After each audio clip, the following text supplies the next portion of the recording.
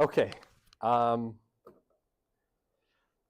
gonna get started here. So a couple of things to say really quickly. The first one is I did manage to get all of your exams marked. The grades are up on Canvas now. I think I hit the post button. It was down to the wire. It's about 15 minutes ago when I finished the last one. But I did what I promised, and I achieved my stunning victory over time. Um, Despite the fact that the chair came and chatted with me for 35 minutes of my precious morning, which was, supposed to be fully dedicated to marking these exams. I still got it done, so all good.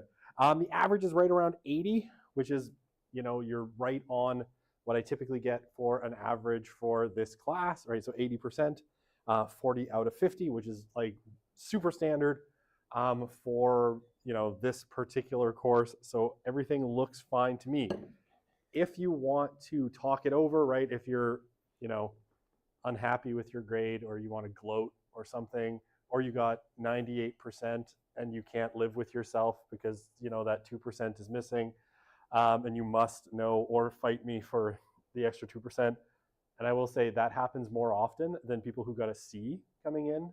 Like, I will see many more people that had got like 95 and can't live with that than people who got like 75%. Those people never show up, or very rarely.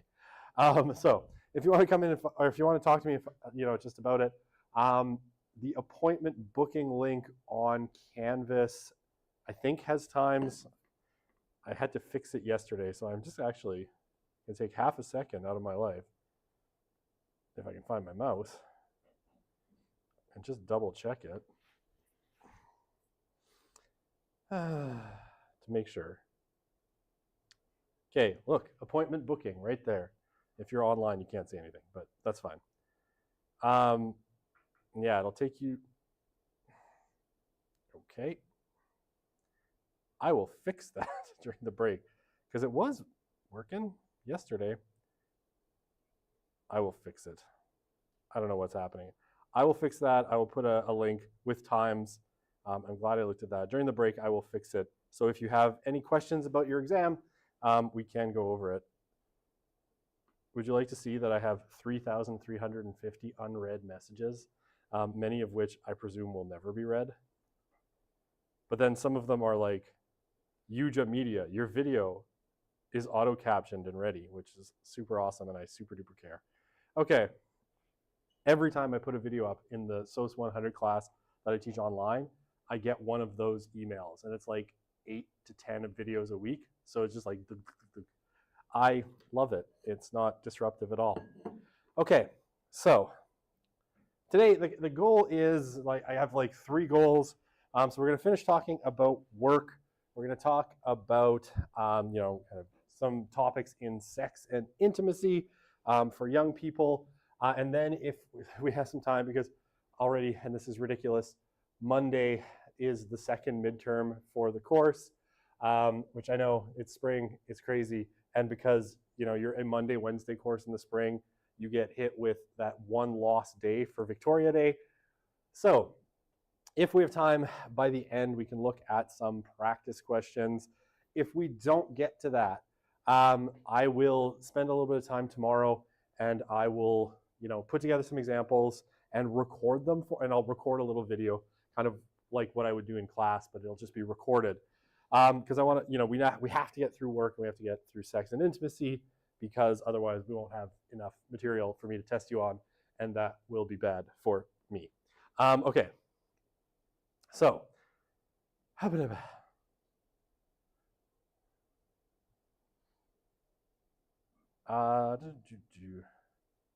Pew Research Gen Z one. I mean, you can use the information in any of the readings that are posted.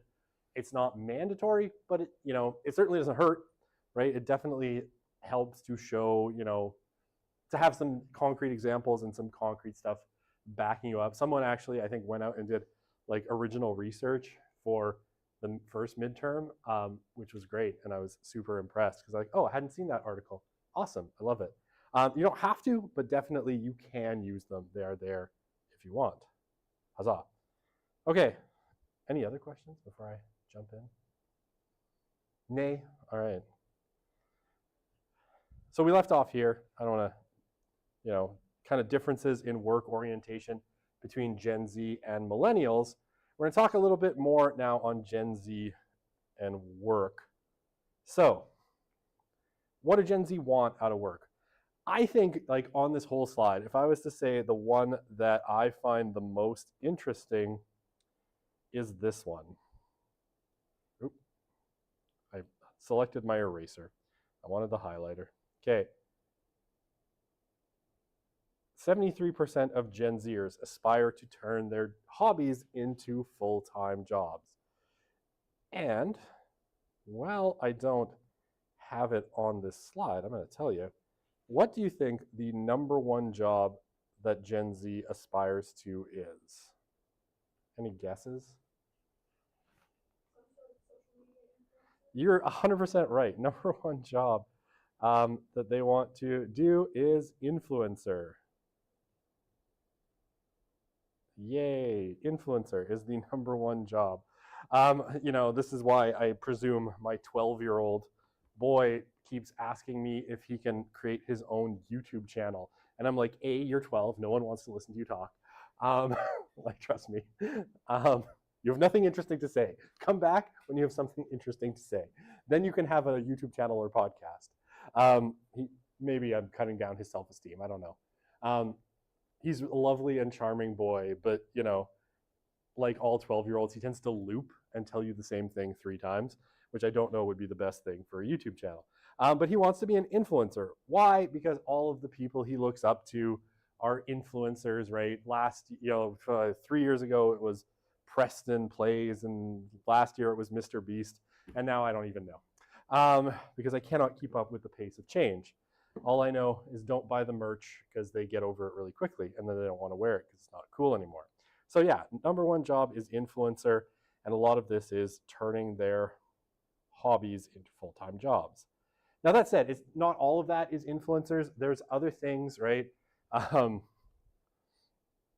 People who are very crafty, might turn to something like Etsy in order to, turn something that they're really interested into a full-time job. The internet makes that possible, but 3/4 of them say that that's what they want to do. All right, so half of them, a little bit over half, say it's salary that matters when they're applying for their first full-time job. They want to make money, which is, again, that's that same trend,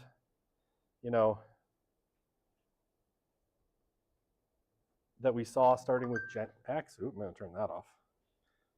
I was waiting for a phone call today while I was walking around my office with an iPad marking your exams. So I wanted to hear my phone, but now it's back on silent. Okay, so what was I saying? Oh, yeah, back to that kind of intrinsic set of rewards that we kind of saw building from, boomers, kind of Gen X. Now, work isn't about personal fulfillment or anything. It's just, money. Okay, Gen Z, they prefer long-term careers, and I think really interesting, and this is an interesting comparison with, say, the boomers in particular. They see themselves as working for an average of 4 companies in their professional life. Now, that's probably underestimating it a little bit. They're probably going to end up working for more companies than that, kind of based on millennial experiences. I know my wife and I are a little bit odd, although I guess my wife has worked for 3 different school boards, so she's not far off. I only recently got a job, so because I'm an academic, so I got to stay in school for a really long time. But like cousins and friends, right? I've seen probably a lot of my friends and cousins go through like 5, 6 career or job changes already. So, lots of changes. Now, why is it's different from the boomers? The boomers, sort of expected that they were going to get hired by, one firm, and that they were going to build their career there, right? Or a government agency. And that's how they were going to progress, right? That they were going to be kind of company people. And I think here, of my uncle, Richard, who worked for IBM for his entire career, right? So he worked for IBM, the gray lady of tech. Basically he started working there in the 1970s, and he worked there until he retired in 2005, right? So he spent his whole career working in sales for IBM, and he was very much like this baby boomer ideal of the company man. Like I remember going, visiting my uncle, and like they had all the promotional stuff from IBM, right? He was wearing an IBM polo shirt with IBM on the lapel or on the chest. He had IBM coasters and all sorts of IBM swag. It's possible he was just stealing IBM swag from work, now that I think about it. Well, we'll never know. He's unfortunately passed now, so I can't even ask him. But right, everything was IBM. This was an IBM man, right? Now that doesn't really exist for Gen Zers, right? And it hasn't existed really since the boomers. But it's an interesting kind of contrast that they're not thinking they're going to, be working one place forever. They expect that there's going to be some churn. And it made me giggle because I had a thought, because I remember I was working, we'll talk about this in a minute. I worked for about 3 years after my undergrad at Enterprise Rent-A-Car, not a job I recommend, by the way. I'll tell you why later. But I remember when I was doing my training, well, in my head, I was like, wow, this is a cult, and I hate this place already. One of the people I was training was like, I think I'm a lifer. I might be at this company forever. And he lasted 3 months, which was awesome. I always kind of laughed about that one. Okay, 21%, so that should be percent of Gen Zers say they want a stable schedule, and 23% expect they'll be offered some flexibility, right? So about a fifth each, a little bit more on the flexible schedule. We definitely see this as a rising expectation for Gen Z. And I kind of told the story last time of interviewing a bunch of Gen Z candidates for a job here at the U of A, and the question was like, can I work from home, right? Because they're looking for that flexibility. Okay, half of Gen Zers, or iGeners, pardon me, said they would stay longer at a company if they enjoy the work they do. That's critical. By the way, companies know this. I'll talk about this in a second. Company environment is something that companies often focus on because it's easier to fix than, say, paying your people more. And half, said that a competitive salary was also a reason to stay. So environment, work, and pay are important. All right. This is a very, I think, uniquely Gen Z thing. More than three quarters say they're more likely to apply for a job in companies that value diversity. So if you're ever wondering, okay, I'm going to erase Etsy. I don't know why. There's cool stuff on Etsy. If you're ever wondering why, and I know like in the right-wing media sphere, this gets demonized in major ways.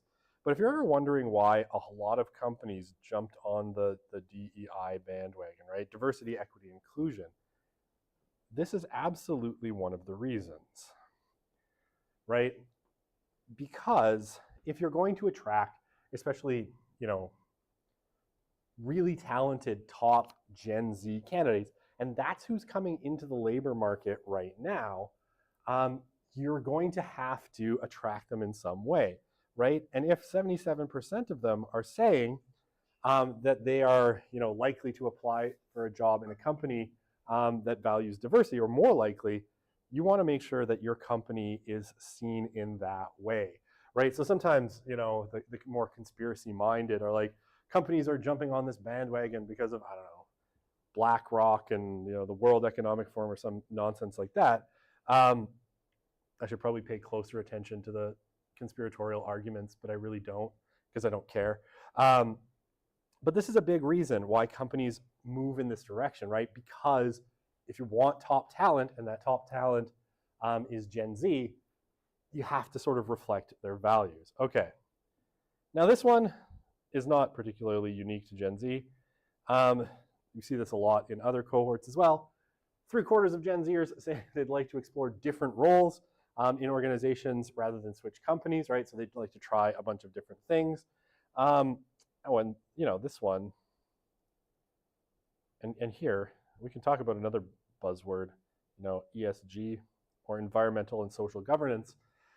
Again, a reason that a lot, companies' impact on society affects their decision to be part of the organization, according to 93% of Gen Zers. So you want to talk environmental and social governance. This is another kind of buzzword and thing that got vilified in certain circles. ESG is all about making sure that companies are responsible environmentally and socially, and that they're being governed in that way. And again, I think it has a lot to do with you want top Gen Z talent, you have to in some way mirror Gen Z values. Okay, and this last one is neither here nor there, but it's funny. 60% of Gen Zers prefer having cool products more as perks than experiences, right? So they want tech items, which I guess makes sense for a generation that was raised with, every year a new iPhone and that sort of thing. Okay.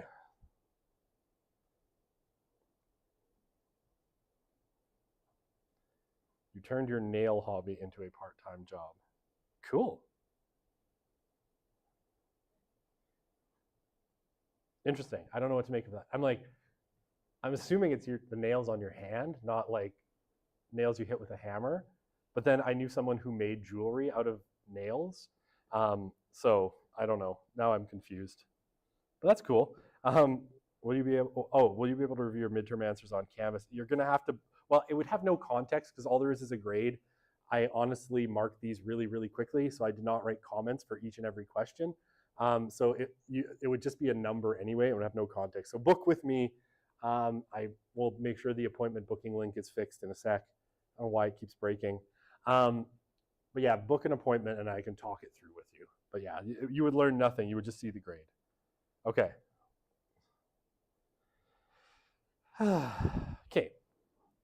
Almost 2/3 of our iGeners or Gen Z want to be entrepreneurs over being employed or an employee upon graduating from college, right? So a strong entrepreneurial spirit in Gen Z, which is interesting. And again, I think speaks to, individualism, individuality.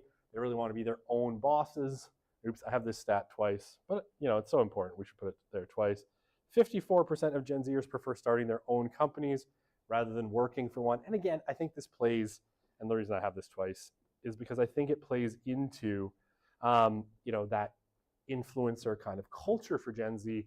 Most of those influencers are self-employed, right? And building businesses out of that. Okay. Okay, cool. All right, so how have patterns of employment changed over time? So we're gonna go into a little bit of history here, economic history. And I think I told some of this, earlier in the course. The truth is I include it in so many courses that I now have lost track of which courses I've said it in, even in this semester. So I do a little bit of economic history and kind of talk our post-World War II period, because there's a couple of distinct sort of phases when we talk about kind of patterns of employment for young people.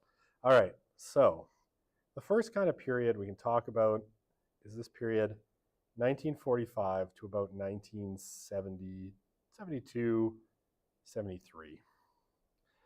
And this is, so these are, our silents and our baby boomers. And this is, a period, it's an economic boom. One of the longest in history. So, what did life look like, for young people here? Well, oops, what happened there? That's kind of cool. I made little dots. All right, I know how to do that with chalk. I didn't know I could do it with this thing. Okay, I was making a line actually. So, oh, now it's gone. Weird. So, what does it look like? Well, it looks a lot like this, right? So, when you talk about blue-collar workers, blue collar, they would graduate high school and then they would go work. They would get a job. Typically in, depending on where you were, if you were out east, You would probably do manufacturing. Could be all sorts of manufacturing. Obviously, auto manufacturing was big, but there were lots of factories building lots of things. Manufacturing or other things like, resource extraction, construction, these types of blue collar jobs. And that, would have included most of our kind of blue collar workers. If you were kind of white collar, right? More you kind of middle upper class, you would go, high school, then, university, then you would get a job. And typically there's a couple of paths that you could take. You could either start in government, like we'll say public service. And that's one of these things, right? Health, education, or the government bureaucracy of some kind, right? So either, a nurse or a doctor, or some other part of the healthcare field, education, or, in the bureaucracy, or, you could go into industry. A lot of people end up taking the public service kind of path for a couple of reasons. The jobs are good. They pay really well. They have, decent wages, really good benefits. And, especially in kind of the public service, it's expanding really quickly in the post-war period. Governments are building out their state apparatus and things like the welfare state, right? Healthcare was one of them, increases in public education, but things like, other social services, other social programs, all of this stuff are growing. So you can do two things here. You can build a career and move up, or you can, work for a few years, you get some experience, because one of the things that industry always really likes is experience. And then once you have experience, you can transition into working out, in industry, right? And that government job serves as the sort of stepping stone into industry. You get your experience, right? You get your feet wet, you gain some skills, and you jump into, industry after being in public service. And this is sort of the normal pattern of these two different groups, really through this whole period, right? Through this period of 1945 till the beginning of the 1970s. Okay, so are we caught up? Because I'm going to erase all of this now, and I'm going to now tell you the other story. Okay. Oops, erase all. Back to the pen. So what happens in 1972, 73? So there's a little group, they're called OPEC, the oil producing and exporting countries. And they are predominantly Arab. And they're kind of mad about Israel. Right? Israel has recently fought a series of successful wars against Arab states, with a lot of support from the good old US of A. Right? And so what OPEC does is they slash oil production.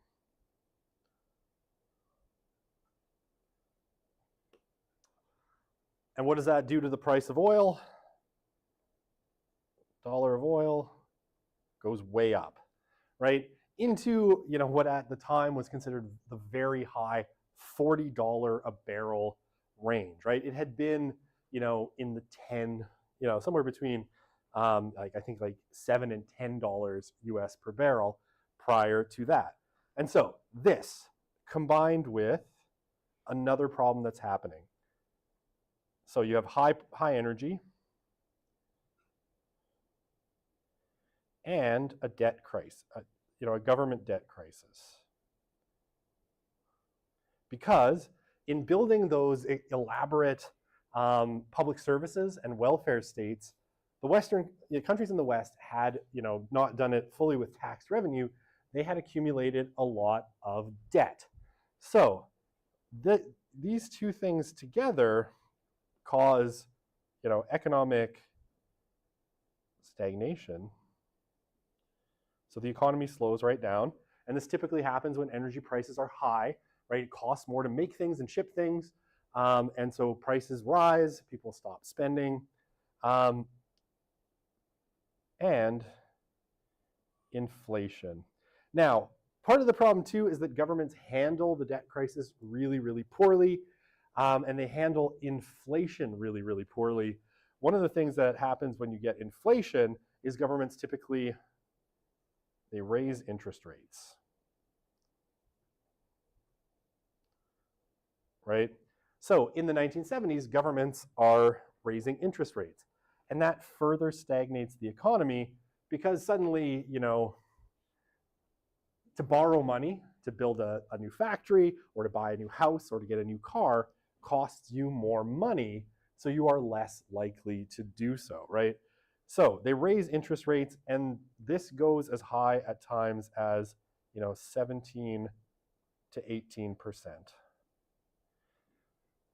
And I mean, and that's just the base rate, and then people charge more. My parents always tell me the first house they bought, now hilariously, the first house they bought cost them $64,000, which, I grew up in that house. It's a great house, nice and big. By today's standards, that's hilarious, right? Because that same house today is probably worth $450,000 or more. And if it was in Toronto or Vancouver, it would be worth $7 trillion. Who the hell knows? But they were paying an interest rate effectively on their first mortgage of 21%. And my dad said that they got to the end of their first 5-year term and they had paid off on this $65,000 mortgage $72 because of how high the interest rate was. Like on the principal, it was basically they'd paid off next to nothing. So they ended up like borrowing money from my grandparents and paying off the mortgage, and then spent the next 10 years paying my grandparents back. But that's neither here nor there. By the way, if you ever go to a little town called Bonnyville and you go to the Catholic Church, the bells on that Catholic church were also bought by my grandparents when they sold their farmland. So weird, strange trivia, but there you go. And they apparently bought my parents' first house. So this causes a crisis that is known today as stagflation, right? Because it is a mix of stagnation and inflation. And it's hard to actually, describe how bad this time is. In the US, right? One of the things that happens is you want to fill your car up with gasoline. Based on your last name, you can only do it on either odd or even numbered days, right? So you can't show up at the gas station every day. There are limits on how much gasoline you can buy.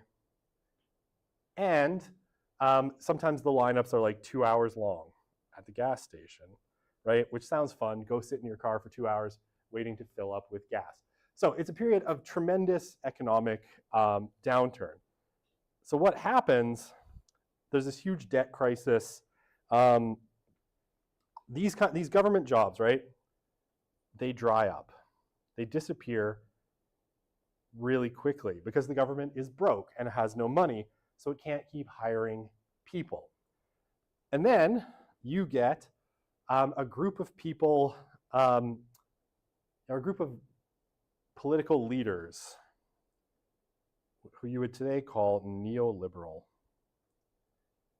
And these are folks like Ronald Reagan in the US, Margaret Thatcher, so that's US, that's UK, and then you'll get a mix of like, first one is Mulroney. I'm trying to remember how to spell Mulroney's name. Brian Mulroney in Canada. And they go about, to a large degree, basically starting to take apart the welfare state, right? Little bit by bit, sort of breaking it down, reducing public bureaucracy, lowering government costs, and all of this stuff. All right, so I've now doodled all over my slide and haven't gotten to this point. So For all of our, I'm going to erase this, I'm sorry. I'm going to give you, I still hear typing. I'm going to wait 1 second. No more typing. Okay.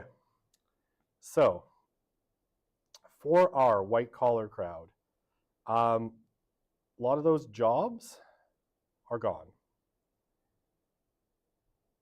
And that forces them to go into the service industry.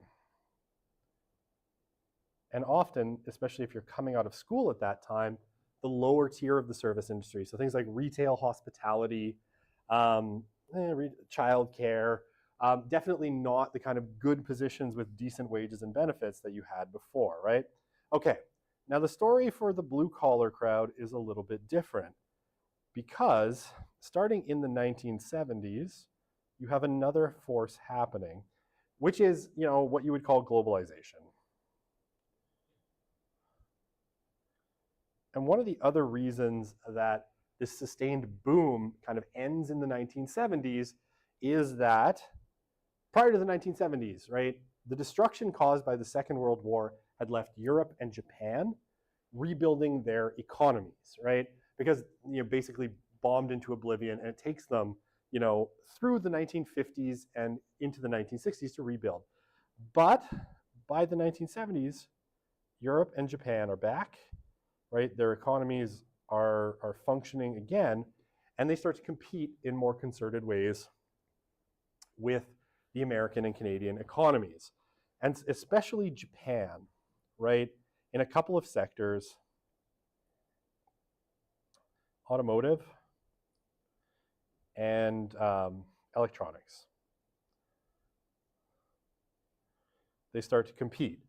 So what this does for our blue collar crowd is they too find themselves now competing with workers in other parts of the world who are often making goods for less because the wages in those places are lower, and sometimes of higher quality, right? And this is the era where Toyota and Honda emerge as major players in the auto industry, and they're both known for quality and fuel efficiency. Okay, so blue collar workers are now being faced with the same things, and this gets worse in the 1980s, the 90s, and the 2000s because of kind of similar trends, right? You get first, Japan's the first, but then you get what are called the Asian tigers. So that is South Korea, Singapore, Hong Kong, and Taiwan, all of which become major players in manufacturing, through the 80s and into the 90s. And then, in the 90s and 2000s, it's all about China, or as Donald Trump would pronounce it, China. For some reason. Always the stress on the na. I don't know why. And then, okay, so what this does is it takes a lot of blue collar jobs and it basically moves them overseas, and suddenly people who were working in these blue collar jobs, are unemployed, right? They simply can't compete. Their wages are too high, to compete with workers in the East Asian countries, especially in China, which with its massive, massive manufacturing base. Okay, so, and the other thing, increased automation also plays a role. And some people would argue it plays as big or bigger a role in the decline of blue collar. Robotics which can do jobs more efficiently, without stopping, and more consistently than workers can. And automation becomes a way to reduce quality problems in a lot of cases as well. So, for cars, I guess the other one that emerges from Japan is Sony, right? Sony becomes a big player, especially in electronics. Okay, so you get the same pattern for blue-collar workers then. They sort of get dumped out of their jobs, and they end up being kind of forced into the service industry. Now, for white, especially white working class men with a high school degree or less, in a lot of cases, this ends up meaning transportation or, trucking, if you want to Now, okay, and just a little bit of weird trivia. Trucking in the US is the #1 employer of men with a high school education or less. So when Elon Musk, finally pioneers his driverless trucks, you're going to see a huge dislocation again of working class men, who are working in transportation and now can't find work. And it is coming. It's always 10 years away, but it's definitely 10 years away this time. And when it does happen, it's going to be a massive, massive problem for high school educated men in particular. Okay, so yeah, they're forced into, out of these great jobs up here, or manufacturing jobs that had the same things, into, service, sales, clerical, transportation. Some go into construction, but there's not enough construction jobs to keep them all employed. And so basically, little room for advancement. So, all right, one last erasure on this slide. I know, I've been on here forever. This becomes known as the era of the Mick job. And this is a term that's, this is a very Gen X term. These are, they go from these great jobs that, I even have the right color for Mick job. There you go. Their parents, and the baby boomers, they had really great jobs, and now Gen X is sort of stuck in, these low quality jobs. And this pattern continues for millennials and now for Gen Z, where that foot in the door job is increasingly right in the service industry. So we've had these changing patterns of employment. The boomers, and Silence and the boomers had it really good in terms of their career paths, and it's been much harder for every subsequent generation. Okay, no questions. Okay, I'll check where I'm at here. I think that one slide took me the entirety of 40 minutes. Okay, I've just got a few left. Oh, good. Okay, so let's talk part-time work. The youth labor market, right? So when we talk about young people, and this is especially true for those 15 to 22, obviously because they are in school, right? But even afterwards, the youth labor market is increasingly, dominated by part-time work. Now, this obviously makes sense for those in school because, school itself is sort of a full-time occupation. So the best you can do is kind of a part-time job. Now, part-time jobs, now I will say, in Canada, even part-time jobs are becoming harder to come by for young workers. And we've seen, in the last 9 years, a real surge in youth unemployment, which, either is caused by economic stagnation and a, lack of real growth in the economy, or, the importation of temporary foreign workers, or both, right? Depending on which economist you listen to. Our part-time jobs are, low wage and high stress. One of the other kind of weird things about, a lot of these jobs is they follow the same trend as manufacturing jobs, right? Where manufacturing jobs, there was a big push for standardization starting in the 1980s, right? And that's what all the automation was about. That same kind of logic has started to move its way into, really started to move its way into customer service jobs at the end of the 1990s and through the 2000s. And increasingly, what you see is a push towards, standardized things like standard customer service responses. So if you ever think, right, I don't know if you've ever had this experience where you phone TELUS or Rogers, like a call center, because there's something wrong with your phone bill or some other bill, right? And you tell the person on the end of the line, so first, right, you hear this call will be recorded for quality assurance purposes. It's not actually about quality assurance. They're making sure the person follows the script. But you will get someone and you'll tell them your problem, and they will tell you, I'm sorry, or I'm sorry you're having that problem. And you're like, no, I know you're not. I just need you to solve my problem. Please stop pretending you empathize with me, and let's get to the root of this. But then they're going to go through a script, right? So they're going to be like, okay, did you try this? Did you try this? Oh, your bill's too high. Okay, can we do this, this, and this? Increasingly, like that is because most jobs are kind of scripted. And I remember this, okay, because I told you, I worked for 3 years at Enterprise Rent a Car when I was out of university. And I remember this because all of the training they gave us, and they would bring us in twice a year to kind of refresh our training and role play, which was my least favorite thing because role playing is super dumb and really boring, at least in the context of work. But you'd have to be like, okay, now you be the aggrieved customer, and it's like, I am the aggrieved customer. Grr. I was not the best employee at Enterprise Rent a Car. I'll put it that way. But it was about like learning the script and following the script, right? Because when something went wrong, there were specific phrases that you were supposed to say, right? And every time you picked up the phone at Enterprise Rent a Car, it was, thanks for calling Enterprise, the company that picks you up. This is Jeff, right? And you had to say that every single time. And there were secret shoppers, and your bosses would call to see and pretend to be someone else to see if you were following the script. There was even like, I'm sorry, I'm trauma dumping, not for the first time. I've been doing this like essentially since I started teaching. When someone would call, they would be like asking about what the rates were, like how much would it cost me to rent this kind of car this weekend? And they had an acronym, and it was posted everywhere. Like it was on the top of your computer monitor.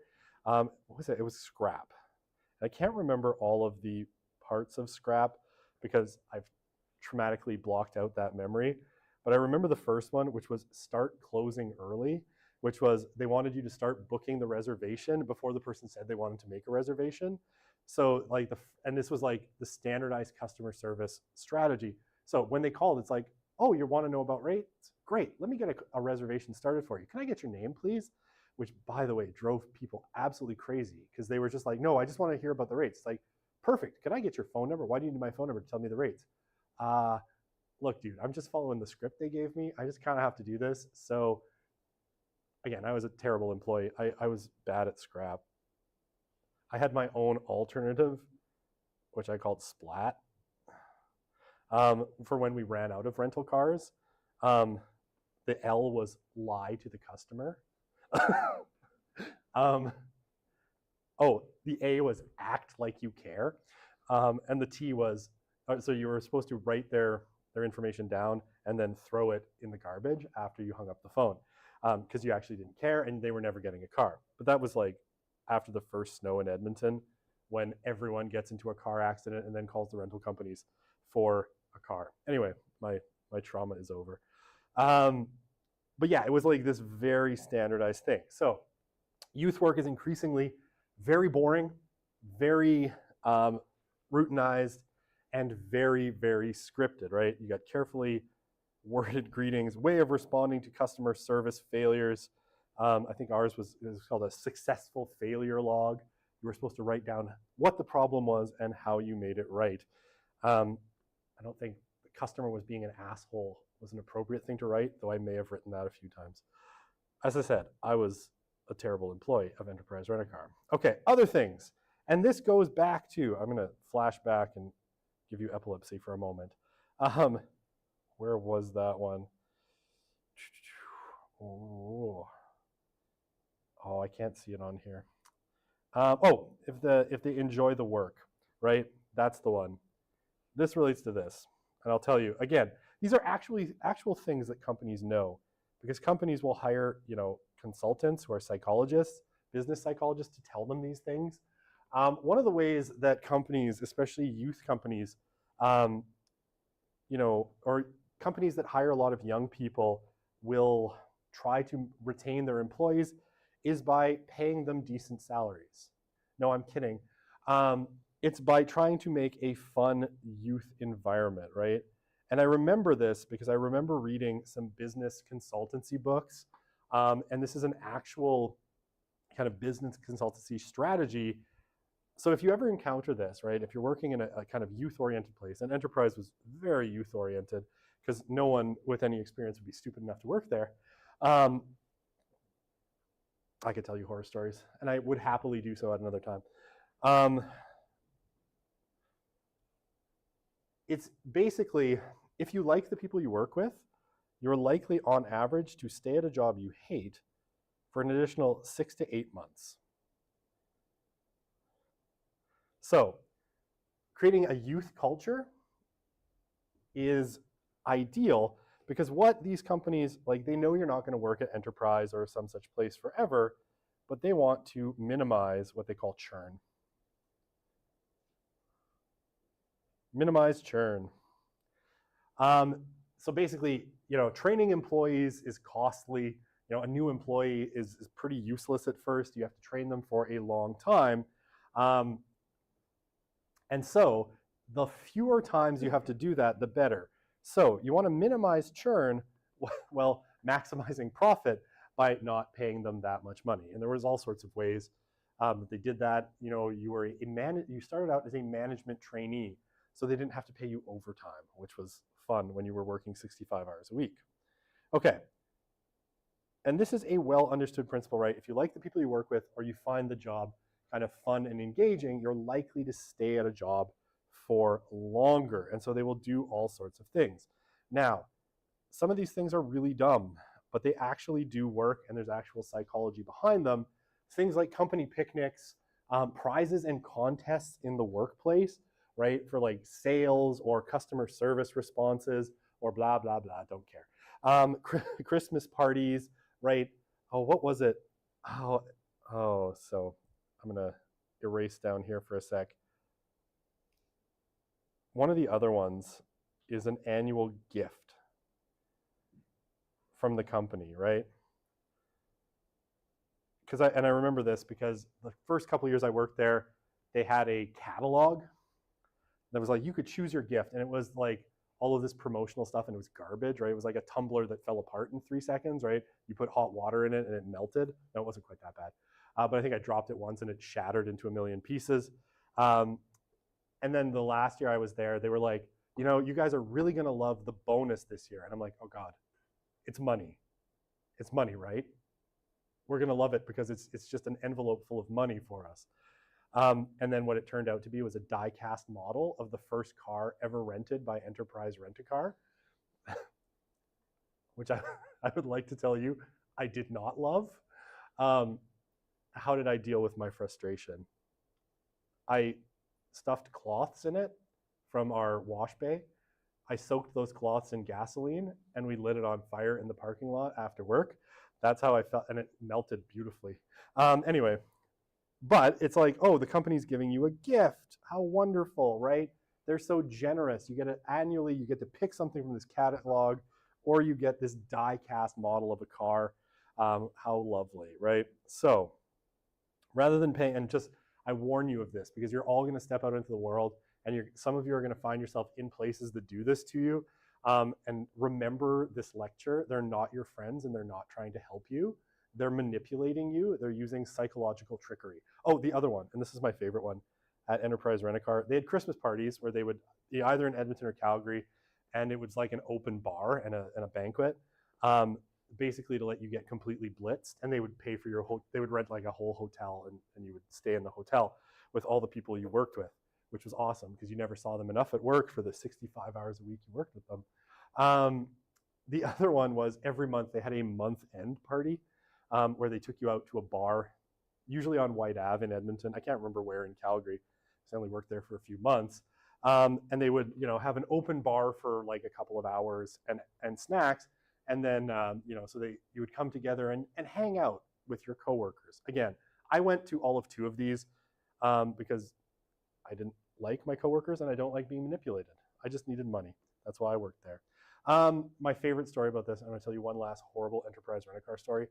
My boss, the manager at the branch I was working at, was a complete douche, and I hated him. And he went to one of these month-end parties and got completely blitzed. And then very responsibly, because he had a company car, his manager's got a company car, he went to sleep it off in the backseat of the car. And the police knocked on the window, and they charged him with a crime that I didn't know was a crime called care and control of a vehicle, because he had the keys in his pocket and he was drunk. It turns out you cannot sleep in your car when you're drunk if you have the keys with you, because you could wake up and start the car. He lost his license and got fired. And then ended up suing the company for wrongful dismissal because they are the ones who paid for the drinks and they didn't give him a cab ride home. So And he won a pretty substantial amount of money. So I hated him. He was gone, and he screwed over the company, which made me feel good. I loved Enterprise Rent-A-Car, and it has given me no end of wonderful stories, which are all 100% true. Okay, so part-time work. My trauma dump is over.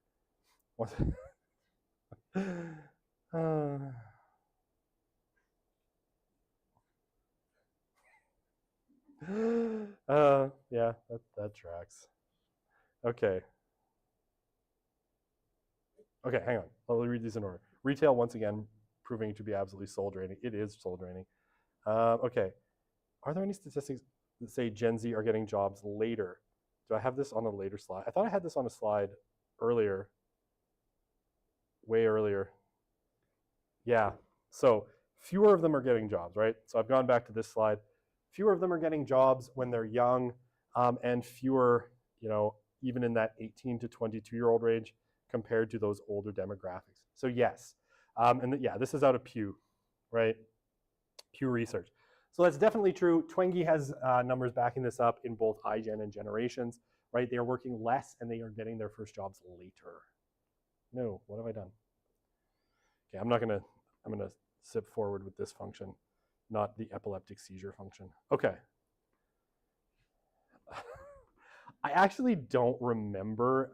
I remember it was, I think it was somewhere like above $200,000, because, basically they were paying for the drinks, so they should have given him a safe way to get home. And that was the finding. But I can't remember. The company was pretty hush-hush about it. So there were only rumors, but everybody kind of knew. And he came in to pick up his stuff, and it was all good. Okay, so yes. Start of 1945, 1973. Oh, I mean, yeah. So you would, start in the public sector, right?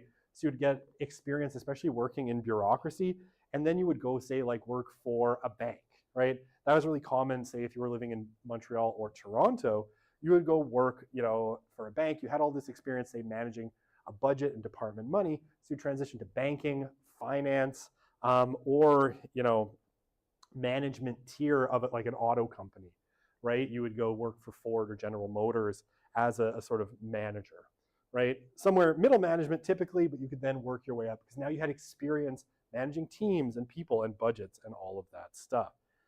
Okay.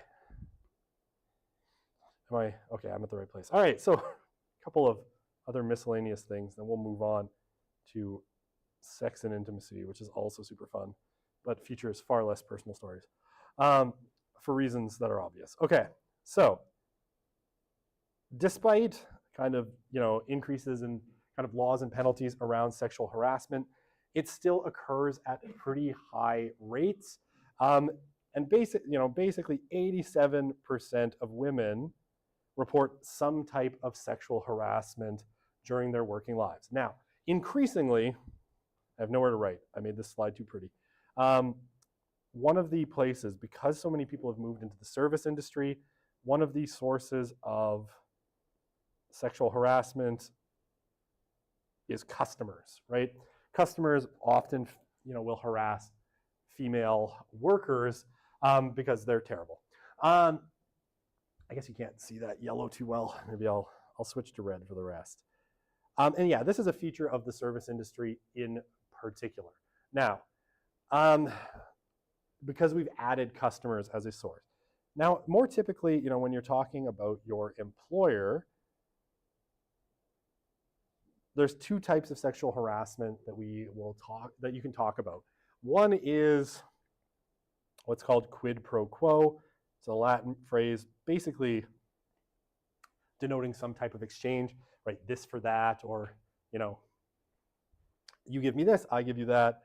And in a quid pro quo scenario, right, sex is exchanged for continued employment, for being hired, or for advancement, right? Like, okay, sleep with, I have Enterprise Rent-A-Car stories about this as well.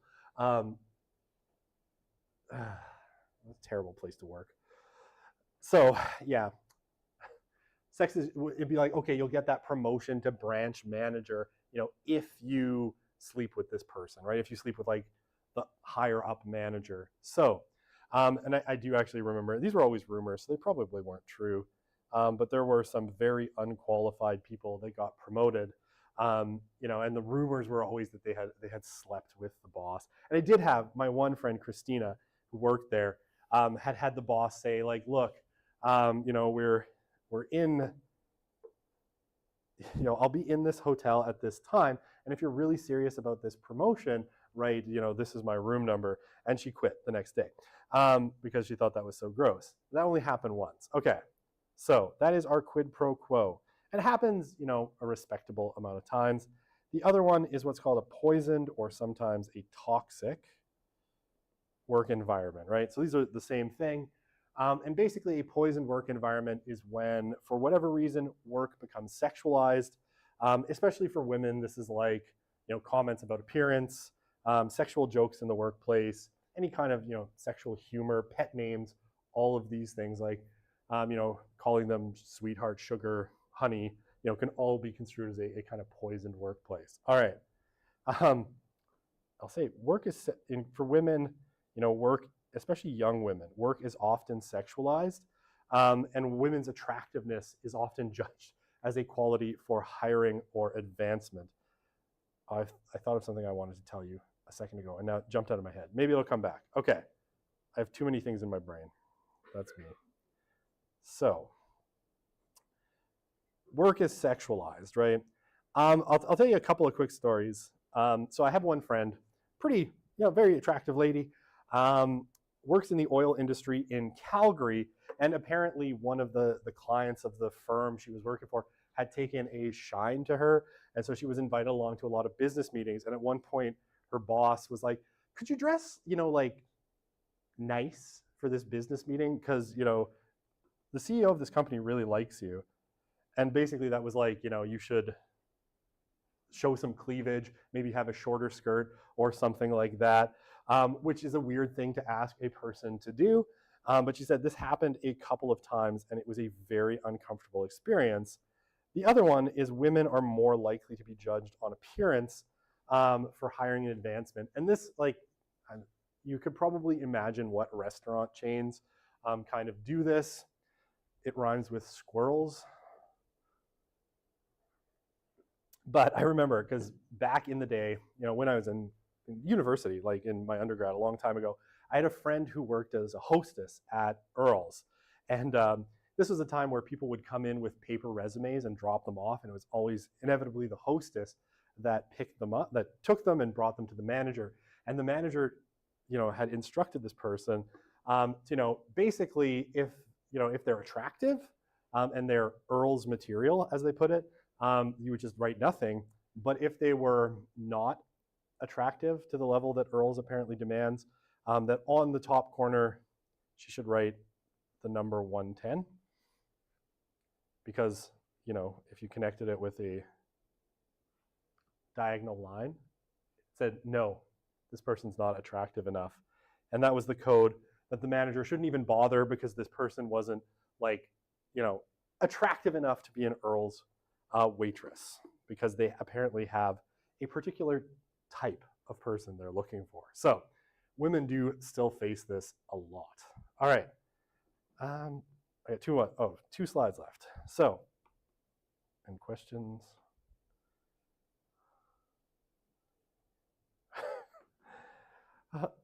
There's a place called Twin Peaks. Okay. I did not know that existed. And I think Hooters is out of business now, right? Like, they don't exist anymore. They went out of business. Where do places like Hooters and Twin Peaks fall harassment in the workplace? Okay, so I mean, obviously, Hooters and Twin Peaks, which again I didn't know was a thing. So one thing, you would obviously have this. You're going to have a pretty toxic work environment, and the particular thing I imagine, though I don't know for sure, is that the really toxic thing at some place like Hooters is going to be the customers, right? Because they're obviously coming to that kind of restaurant chain for a reason, whatever that reason happens to be. I know there used to be a Hooters in West Edmonton Mall, but I'm pretty sure it's gone now. But I haven't been to West Edmonton Mall in like 6 years, so I couldn't actually tell you. It's too far from my house. Okay, workplace safety. When we talk about young workers, they are the most likely to get injured in the workplace for a bunch of reasons. One of them is they are seldom unionized, right? Youth workers are unionized at the lowest rate of any kind of worker other than non-permanent resident workers or TFWs. The jobs they do are typically unskilled, right? Especially when you're talking part-time. That's part-time. Sorry, my handwriting.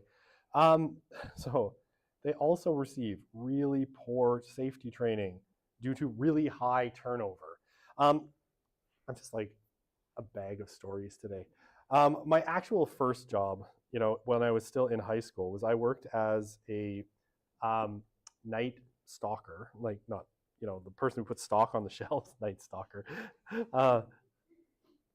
Stalker, not stalker, not that one. You would stock the shelves at Safeway, which is actually a pretty terrible job.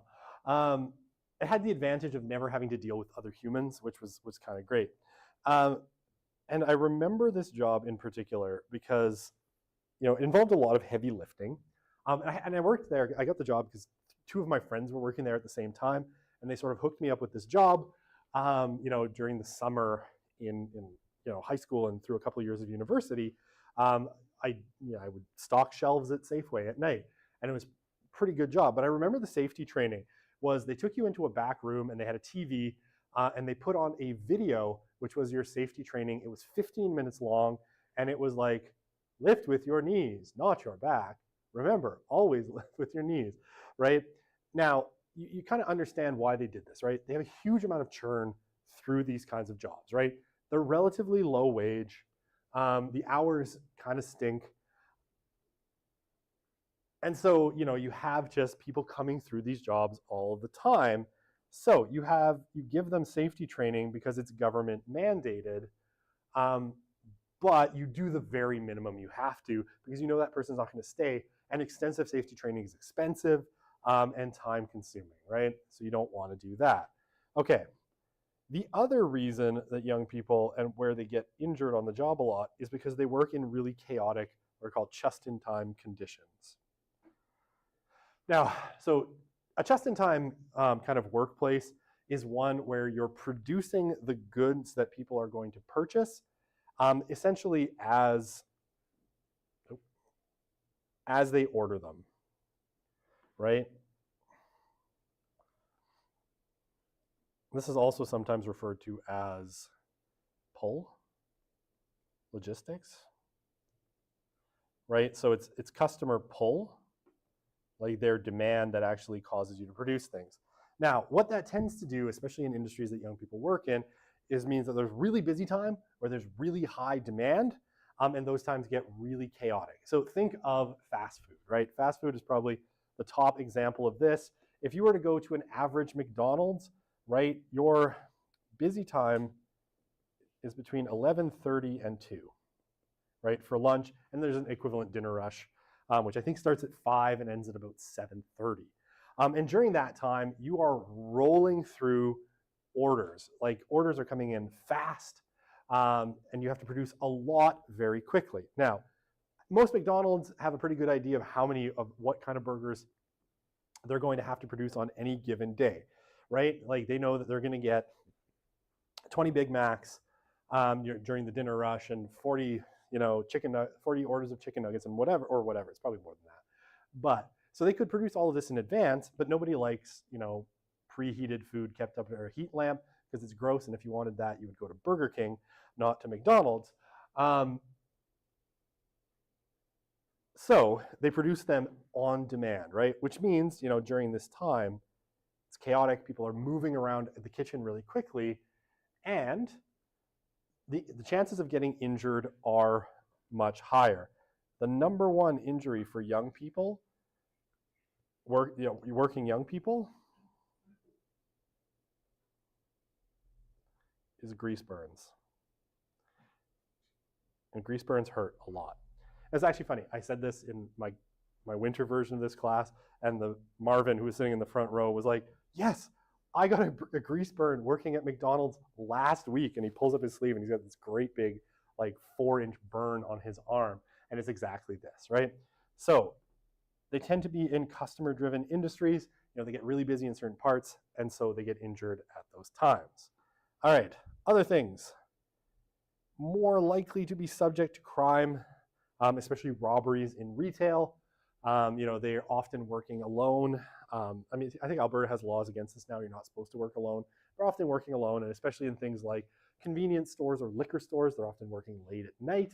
So they're subject to crime. And then, they get blamed for their own problems. If only they'd lifted with their knees and not their back, everything would have been fine. Okay, so nothing ever changes, right? Because it's young people just suck, and that's why they get hurt. All right, I'm pretty sure this is our last slide here, and then we'll talk. Oh, no, one more slide after this. Okay, 2 more slides. I'll do these quickly. So we talked about this earlier, right? We talked about it when we talked about education. Increasingly, a lot of entry-level jobs are requiring more education to get into them. So even these crappy service sector jobs are often, they will ask candidates they want their candidates to have post-secondary education, whether the job requires it or not, right?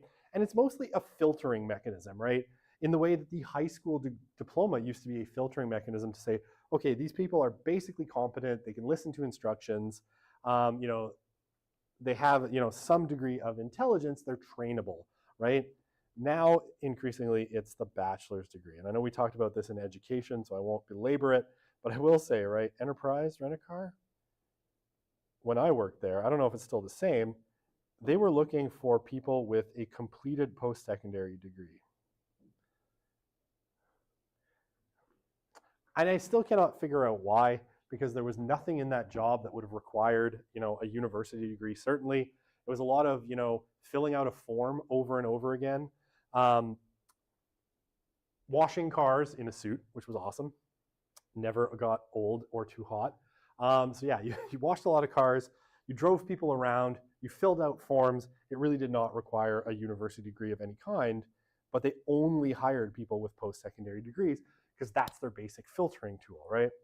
Okay, yeah, some people will say, we talked about this, master's is a new bachelor's degree, PhD is the new master's, and now, some of you put it in your answers on the first midterm, postdoc is the new PhD.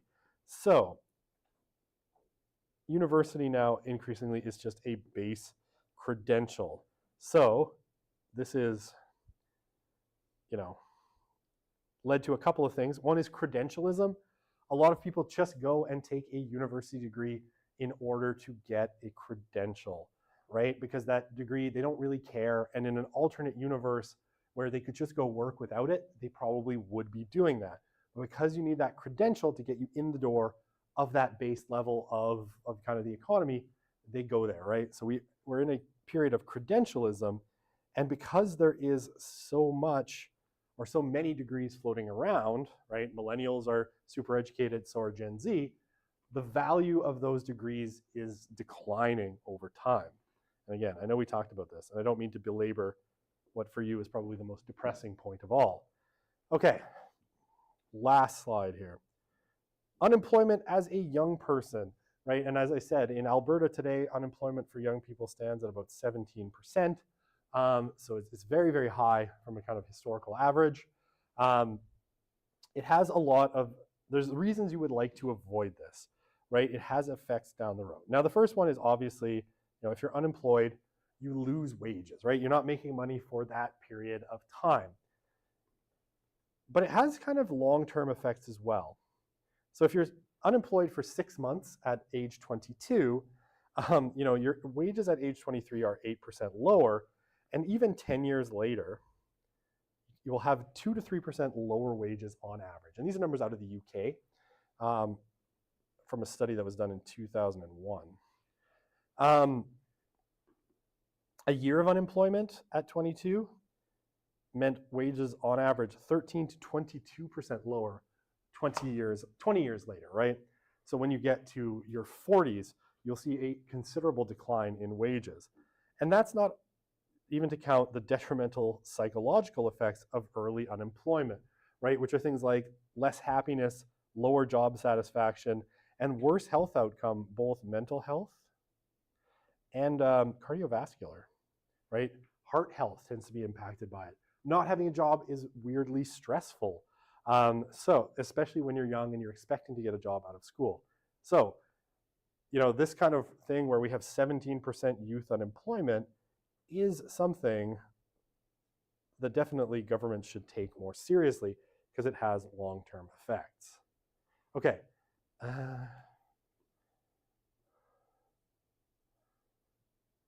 Oh, you're a stalker at Safeway. A stalker at Safeway. Sounds worse if you say it in a certain way. Cineplex asked for your GPA. Why? Essentially, applying to sweep popcorn. That's really funny. I guess it's like we don't want to hire someone who's too dumb to sweep popcorn. I don't understand. That's hilarious. I love that. Thank you for making my point. That's the dumbest thing I've ever heard, and it's amazing. So, that's Safeway too, but during the day. So a grocery clerk. As long as I remember, they used to make you carry out bags for people, and that was a job I hated. Because people were really weird about it. Okay, cool. All right, let's close that out. How are we doing? All right, we're done with that. Do you want to take a break now? Okay, let's take a break now. Say like 15 minutes, come back at 2:30ish, and then we'll start on a new topic, and that'll give me a second to get my head in the game. And you can stare at my beautiful slide.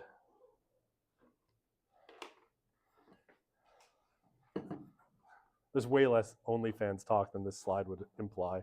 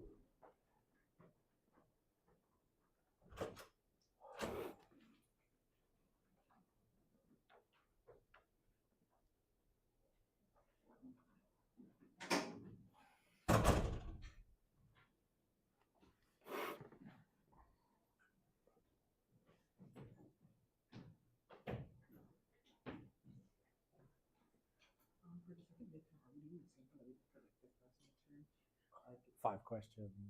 Oh no, like we're starting out like 3. Yes. 2:30. Yes, that's right. Okay. That's right. I will send an email this time to remind people.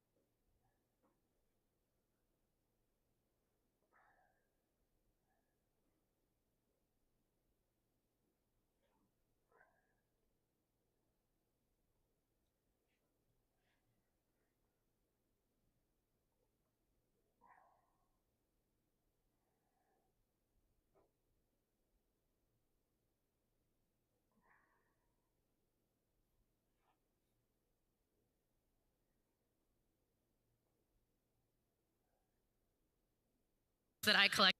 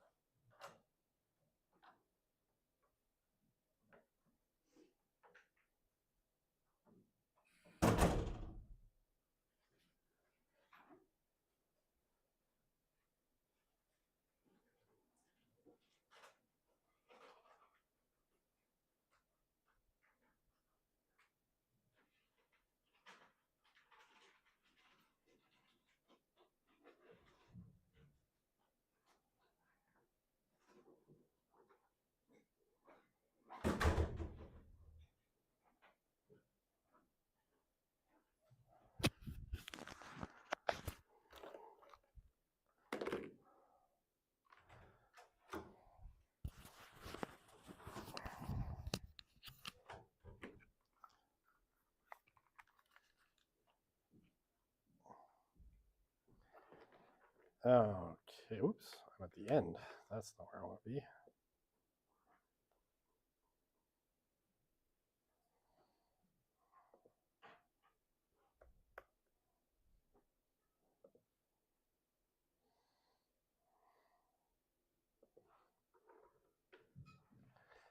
All right, so I need that all that time. I didn't even have the microphone on. Oh, there we go. Okay. Ooh. So we're going to talk a little bit around some questions around kind of what's going on with kind of young people and kind of questions of sex and intimacy. Okay, well let's get right down to it. So, I guess the number one thing, I know there's a lot on this slide, but I'll kind of explain. One of the things that people are increasingly talking about is what's called, I guess a sex recession, right? Where people seem to be having less sex. And like this is neither here nor there. I grabbed this last year out of the LA Times, right, with data from, this is from the California Health Interview Survey. And you can see this survey is done like every 2 years on the odd years, and just kind of looking at some differences in, the sexual proclivities and habits, I guess, of Californians on a very basic level. And what do we see, right? Well, if we go back to 2011, so not ages ago, there were a smaller number of Californians that said they had 0 sexual partners, about the same that said they had 1, and many more that said they had had 2 or more sexual partners, in the prior years. In the prior year, right? In the past 12 months. Okay, so general kind of decline in the number of sexual partners. Again, this is just Californians, so make of that what you will, right? So number of sexual partners, Californians age 18 to 30 reported in 2021 versus in the prior 12 months.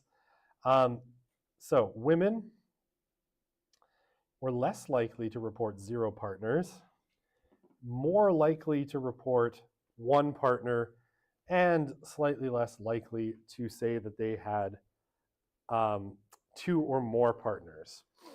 So a smaller percentage of women say have 2 or more partners than men, right? Men, it's about 12%. Women, it's about 8.5%. More women, about 58.2 had 1 sexual partner. But I think the interesting disparity, right, is here. A third of women said that they had no sexual partners in the last year, compared to 43% of men. So, what we can say is there's definitely, and again, I don't want to always talk about men here, but there's definitely a large percentage of men who seem, 18 to 30 in California, who seem to be having trouble finding, a sexual partner, right? Whether they're not trying, whether they're occupied with other things, we'll talk about what those other things might be, or, whatever it happens to be, far more of them, 10% more of them than there are women. Okay. And then this quote, this is from a woman, Rhodes in California. I just thought it was kind of interesting because it's an interesting kind of cultural attitude, that basically, glad people have fun with it, but I think sex is kind of gross. It seems very messy and it's vulnerable in a way I think would be uncomfortable. And this is a person that would, describe themselves as, a voluntary celibate, right? Like they just are not interested in having sex at all. And they're, 28 years old. Now, the reason I kind of find this interesting, because, if you take a kind of comparative viewpoint, this is the kind of thing that we were hearing out of Japan about 15 years ago, right? About 15 years ago in Japan, we started to see Japanese society, we started seeing people like this, women in particular, kind of opting out of sex.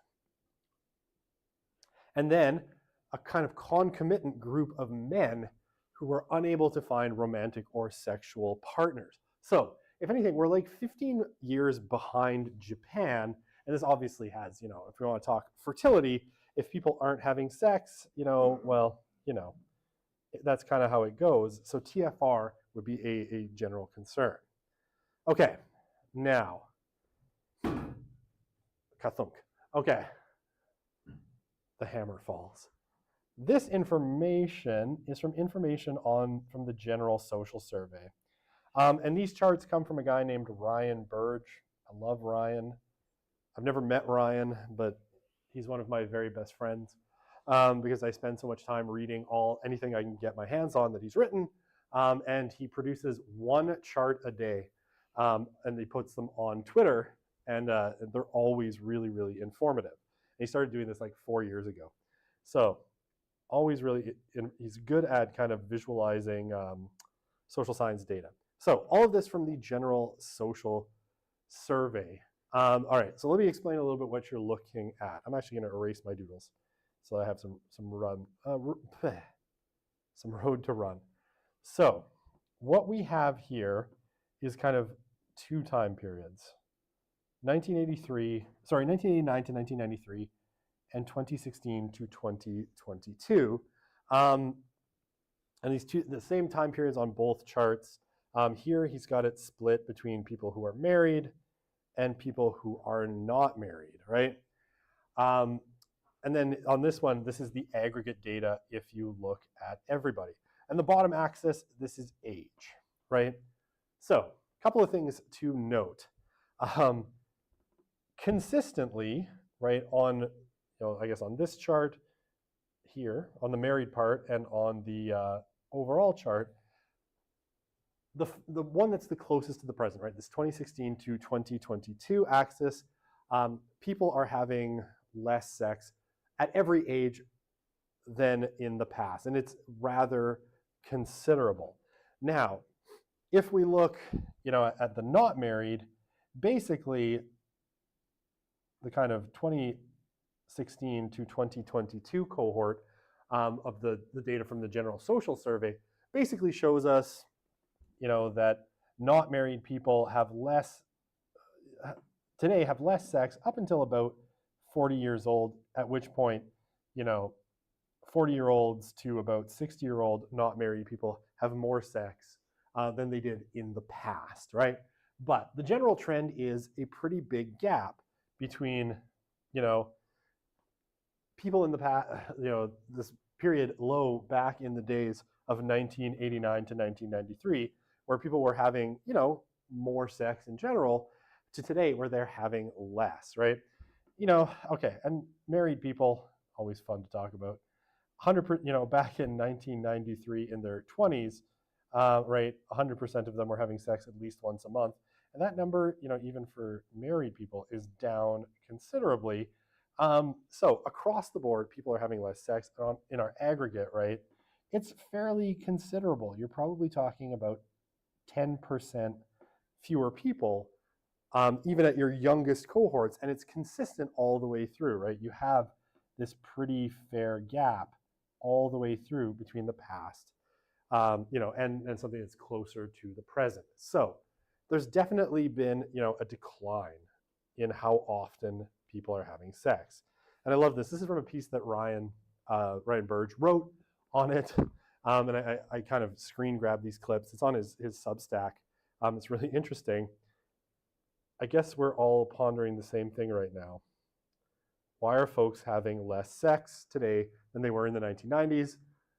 I mean, I don't think it takes too much imagination to conjure the most likely suspect: smartphones. I think we can all admit that sexual behavior is somewhat related to boredom. When you have something to entertain yourself, then sex might not be top of mind. And then he quotes from what is one of my favorite books of all time, right, or references one of my favorite books of all time, Neil Postman's masterpiece, Amusing Ourselves to Death. And his thesis is simple. Our addiction to amusement is what will lead to the decline of civilization. and that for some, farming clicks and shares on social media gives you the same dopamine hit as you would get from sexual contact. And he thinks that's a really bleak thought. And obviously it has, huge implications for things like total fertility, right? For how many, for babies, for people getting together at all. If you're able to sort of reproduce the dopamine hit that you would get from, sex by being on your smartphone, potentially, right, this has long-term, really, really long-term detrimental effects on all sorts of things, right? Loneliness, marriage, partnering, all of this kind of stuff. Fertility, how many children people have, everything, right?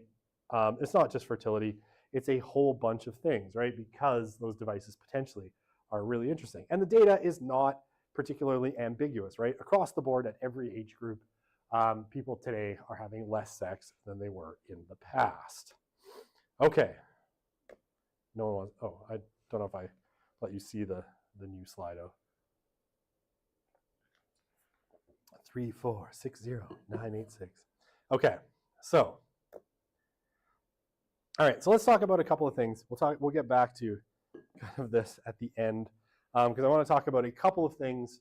Hookup culture, porn, and then we're going to talk a little bit about cheap sex. So it's a pretty short unit.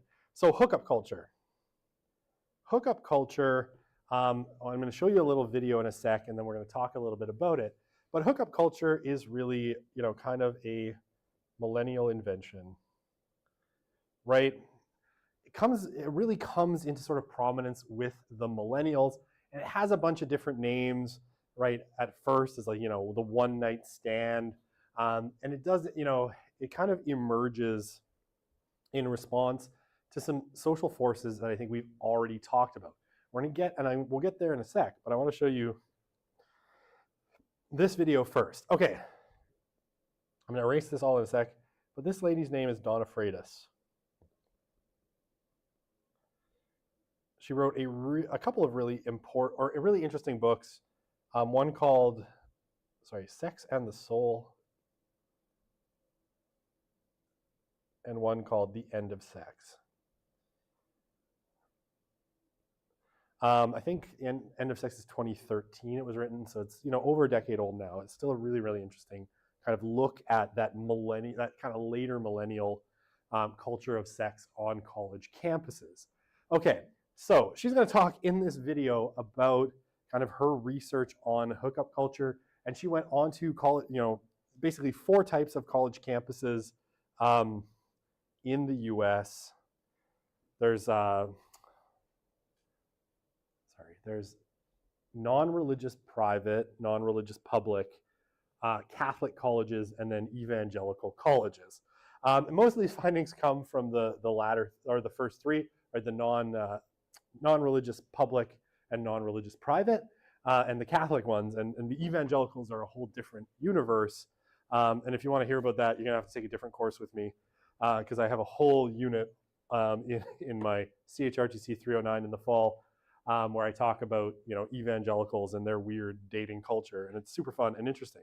So she's going to kind of describe hookup culture and what she found in her research on hookup culture at these 3 types of universities, and basically what young people were telling her about hookup culture, and by comparison, dating culture. That I collected from students. So, young adults believe they are supposed to be casual about sex in college. And so 45% of the students that answer this question about what do you think your peers think about sex at college, and 36% of the students at non-religious, private, and public institutions said, my peers are too casual about sex. So they made a differentiation between everybody else and themselves. Everybody is casual about sex, but I'm not. And then just about the rest of the students said, everybody on my campus is casual about sex. So they didn't make a judgment, they just said to be at college is to be casual about sex, though many of them don't feel that way themselves. Now I'm going to tell you, so the official social contract of the hookup, it really is, it's a social contract.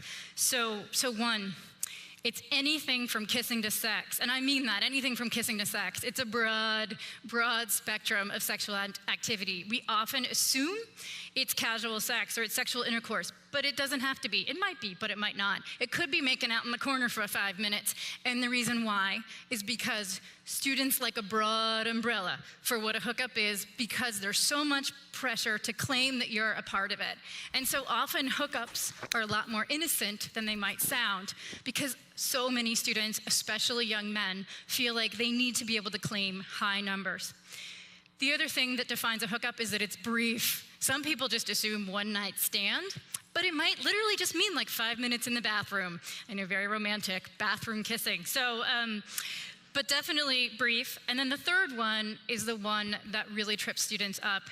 So you're not supposed to feel any emotion. You are not supposed to get attached. And so communication equals bad. So you're not supposed to communicate because if you communicate, you might actually start to care. Then the fourth unofficial one I'll add is alcohol. So many students that I talk to will say things like, without alcohol, nobody would ever get together. Without alcohol, nobody would ever kiss. So, what do college students say about their hookups? So the students who talked about their hookups from my study broke up in the following way. 41% of them talked about their hookups as making them profoundly unhappy. So they used words like, hookups make me feel unhappy, abused, sad, disgusted, duped. So a lot of sadness. And then there's these 23% who are ambivalent, and 36% who are more or less fine. And I put them almost together because there's really a fine line between the students who say they're ambivalent and the students who are just fine. And so the students who are ambivalent use the word whatever all the time, which is why I like to call them the whateverists. So they would say things like, hooking up is whatever, it's whatever, it's whatever. And so therefore they're the whateverists. And then you have this other group, they're the happiest bunch in the hookup crowd, I think, and they say that their hookups are fine. And that's it, they're fine. Not fantastic, not fabulous, but fine. And I think we often assume that a hookup is going to be this very exciting, wonderful, freeing experience of sexual intimacy where you're at a party and you see someone you think is hot and you tell your friends, look at the hot person, and then you go and you conquer the hot person and you're like, wow. And it's more like the way the students describe, you're drunk, you're at a party, you're sitting on the couch, it's 3 a.m, you're looking around, you don't know where your roommates went, you're tired, you don't know how you're getting home. You look next to you, there's this person, they look at you, you're like, all right. And so those are the fine, ambivalent sorts of hookups, not so exciting. Which brings me to, hookups are efficient. Now let me explain that. That's not my language, that's the student's language. I remember the first time I heard that, I started hearing it a couple of years ago when a student told me, well, hookups are efficient. I remember thinking, efficient? You mean like a vacuum cleaner? So I think, so that the students are getting, that group, that whatever's group in the middle, they're getting bigger. Students are getting more ambivalent about sex. They're getting better at the hookup contract, right? Because to not care is to be ambivalent, to be whatever about it. So hookups are efficient, and when you ask students what they mean by that, they will say, well, we're really busy. We're also overscheduled. We have such long to-do lists. We have so much to get done. Everything is go, go, go. We're always on, and everyone expects that of us. We have no time for relationships in college. We have been told by the forces that are, but we gotta get our sex done, kind of like you gotta get the dishes done. That's how they talk about it. And so hookups are efficient. So it's efficient sexual intimacy.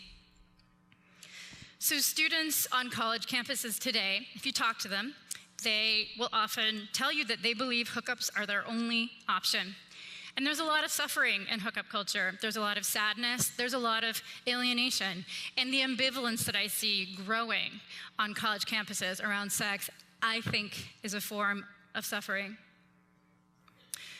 So I want to mention romance and dating, because in the middle of all this hookup culture and this hooking up and talking about how sad they are, how ambivalent they are, or how efficient hookups are, if you ask students today about dating, they get all excited.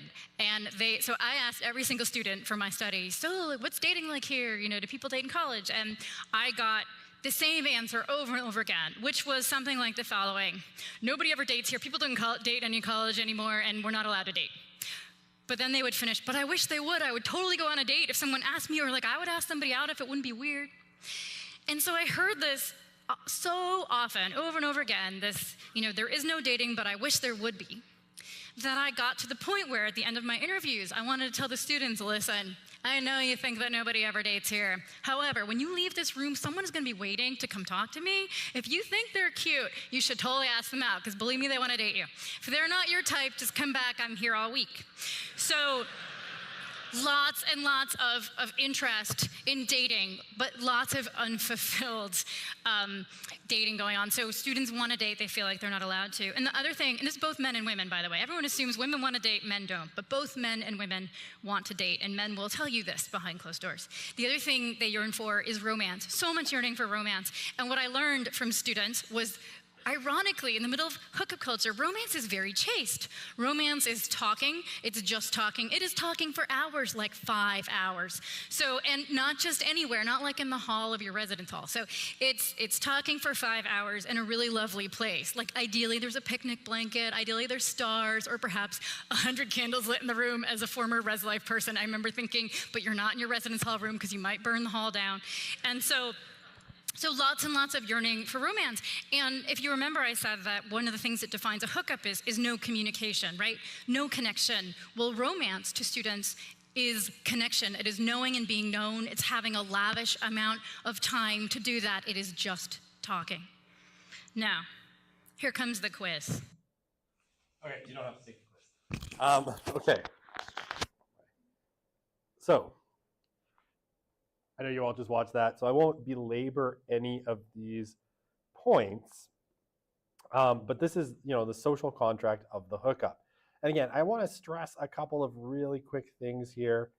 You know, it's very broad in a way that benefits men, right? So anything from kissing to sex, right? Broadly for the benefit of men, in the sense that, you know, hookups remain and like I guess a higher body count, if you will. I hate that term, but you know, a higher body count benefits men in terms of social reputation. The more, you know, girls you have hooked up with, the higher your social status, at least in that aspect, right? So, construing it as anything from kissing to sex, you know, generally is favorable for men and disfavorable for women, because women have, you know, some of those negatives attached to promiscuity culturally that remain. Brief and here efficient. And I want to stress something that she said again. I just want to, where am I? Okay. I will go back to this, but I do want to stress one thing. The efficiency aspect, I think, is really important, because one of the things that, you know, hookup culture is kind of predicated on is the idea that relationships are for later.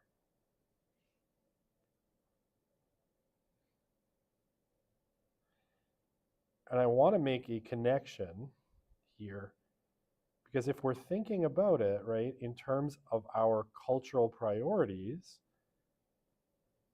something we talked about just a little while ago, right? This capstone, I forgot an A in there. The capstone idea of marriage, right? Which we talked about with you know, when we were talking about families. These ideas, I think, are related, right? Relationships, serious relationships, are for later, because, you know, when you are young, when you are, you know, in university and those first years of your kind of emerging adult life, you are focused on, you know, you're focused on school, you're focused on career, you're focused on you, right? Discovering yourself, figuring out who you are, making yourself into a kind of success story, right, from a financial point of view, and all of that stuff, so that you can, get the career, get, your life's, whatever it is, you're looking for in life, travel, experiences that you're supposed to get as a young person, which means, a relationship when you are in university, college, in a sense, is kind of a waste of time, right? So if you're so overscheduled, if you're busy, if people expect a lot out of you, right, you want any kind of, sexual encounters to be ultimately brief and efficient, because they're not, this is not going to be, the person that you end up with, because that person is someone you're going to, discover when both of you are kind of settled, right? When both of you have sorted out your careers and all of that stuff. Now, again, that doesn't mean that no one gets together and there are no relationships, just that there's a sort of cultural script around, brevity and efficiency. Okay. Related to that, right? Hookup culture. And again, this is a kind of thing that starts with millennials and I think is continued on with Gen Z, is you're not supposed to, get attached, right? And so you get the, what is it? The kind of phrase, right? Catching feelings. I know it's hard to see on my background, as a bad thing, right? That somehow emotion has entered your sexual relationship and you have started to develop feelings for the person you're with. Okay, and then, alcohol and drugs, like, in the book she talks about alcohol and marijuana as well as being sort of what she would call social lubricants, right? Getting people past their, I guess what you might say, the ick, right? The ick of just making out with a random person or getting involved with a random person that you may not see again, right? It helps to smooth over or dull your inhibitions, if you will. Okay, and again, she talked about this. I won't stress this too much. A lot of people, not a majority, but a good plurality are pretty unhappy with hookup culture. But I think what's important, they can't see a way out.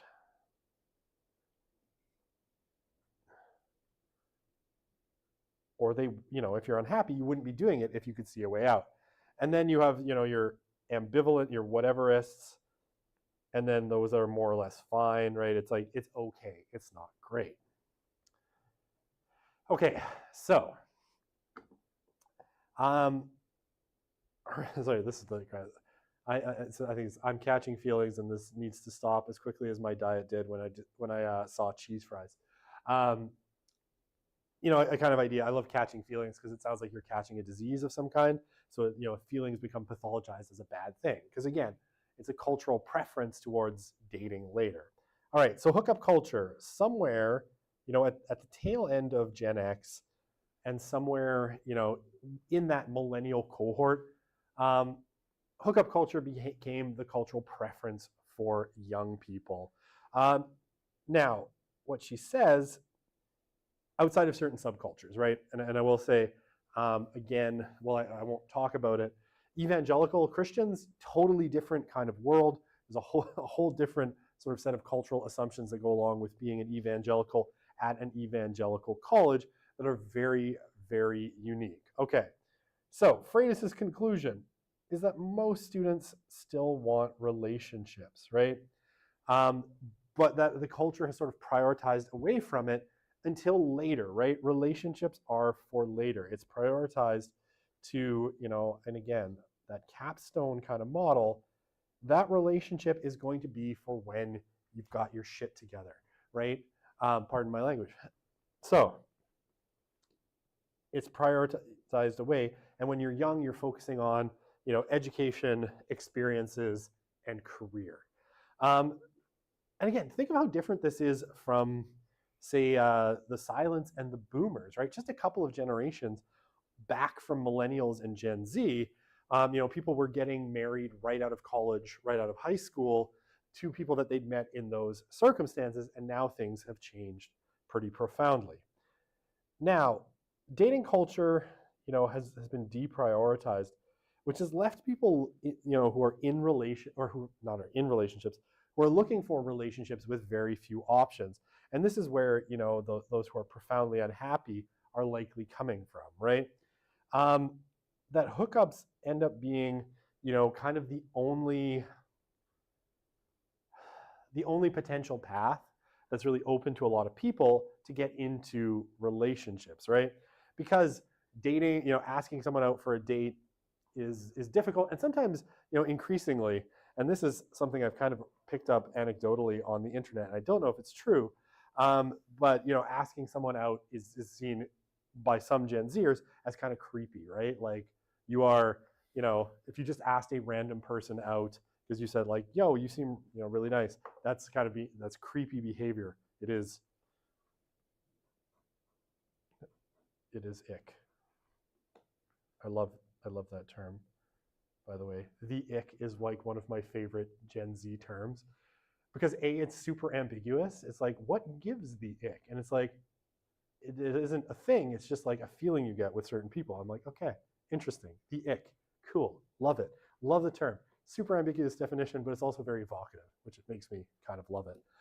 Okay, so, dating is kind of problematic. Asking someone out can be problematic. It can be seen as, especially men asking women out, it can be seen as very kind of aggressive behavior. So it can be really tough. At least, if the U of A Reddit is any indication, people just go on Reddit and whine about how they really like that person in their, chemistry class, but, they don't know what to do about it because they don't want to seem creepy. It's like, okay, that is a problem. All right, so hookups, right? Maybe if you hook up with a person that you really like, they might want to go out with you, and the kind of ideal, pathway is you hook up, you hook up multiple times, right? That's friends with benefits or some other term, right? Maybe you catch feelings, and then maybe if both of you catch feelings, then maybe you get together as a couple, right? But what often ends up happening, is one person catches feelings, that violates the code of the hookup, right? Because the code of the hookup says, no feelings, don't get attached. So if you violate that, you get ghosted and all of that fun stuff. Okay. What year was this video? I'm trying to remember. Say this is 2018, if I recall. All right, why is alcohol unofficial? Because I guess it's not one of the actual conditions, but it's something, like these. Let me go back to it. These three are things that people said. Oops. Were the kind of I lost my slide. I need to erase. The top three here, are kind of the social norms, and alcohol was the one that people said, kind of made it all possible. So it wasn't like, you have to drink to have a hookup, but people said hookups wouldn't happen unless people were drinking. So that's why it's unofficial, because it wasn't one of the rules of hookups. It was just one of the preconditions for it, I guess. Okay, so dating. Freitas. Oops, I have a highlighter on. I don't want that. Oh, come on now. Sorry, my fingers seem to get fatter as the day go by. Freitas, basically suggests that one of the biggest problems is that people don't know how to date, right? And here, what she suggests is that there is a loss of the social script around dating. That dating used to have, if you were talking about the silence, if you were talking about the baby boomers, if you were talking about Gen X, there were really strong social scripts, right? How do you ask someone out, right? How do you, what does a first date look like? What's the kind of progression of relationships? And we talked about that a little bit earlier in the course, right? We talked about the silence. There's this very clear kind of social system of how you went from, dating to married, right? It was a really clear social script that people tended to follow. As we get kind of further on in time, we've lost some of those social scripts, right? For whatever reason, but they seem to have disappeared. And so people no longer have a social script of what dating looks like, right? They simply don't know how to do it. So they don't. They hook up, and a large percentage don't. A large percentage of them don't like it. Okay, here's this. This is just a little infographic, and this was, spring 2014. So this is like, over a decade ago. But it's a kind of interesting infographic from from Duke University, right, where they did a kind of informal survey of their students and around questions of romance. So they asked 622 Duke students, and they responded to this survey on social relations. So the large majority, right, 3/4 said they wanted to be in a committed romantic relationship, but only 39% were. Most of them, didn't hook up that often, one or fewer times per month. But this is the one that I find really interesting. Well, I mean, they're all kind of interesting. 40, how many people would feel comfortable asking someone out? Only 42% of men said they would feel comfortable asking someone out, and 25% of women. So how do you get into a relationship if you don't know how to, or if you don't feel comfortable asking someone out? It's really, really challenging, right? It's really, I think, quite difficult. So how do you do it? I have no idea. And 67% of students said they never engage in sexual acts outside of committed relationships. So you already see kind of some of the trends that would come later, right? Less sex, fewer relationships, hookups being the only path because you don't feel comfortable asking someone out, right? You have to sort of luck your way into hooking up with a person that you're interested in, hoping that that's a pathway to a relationship. Okay, and the romantic ideals, these are fun. And these were the romantic ideals at all 4 college types, right? Our evangelical, our Catholic, our non-religious public, and non-religious private. So they are very chaste. And I laugh because sometimes people don't know how to spell this. Chaste, right? Like chastity. They're very chaste ideals. I remember last semester kind of having a chuckle as people spelled it in different ways, and at least some of them spelled it like this, which is a little funny. I'm not making fun of you. If you've never seen the word, it kind of makes sense. And it's not a very common word in English anymore, right? Outside of certain circles. All right, so mostly involves romance, things like talking and getting to know people. In virtually all cases, what people said when they had their romantic idea was long walks together, right? Coffee, you're going to a coffee shop and talking for hours.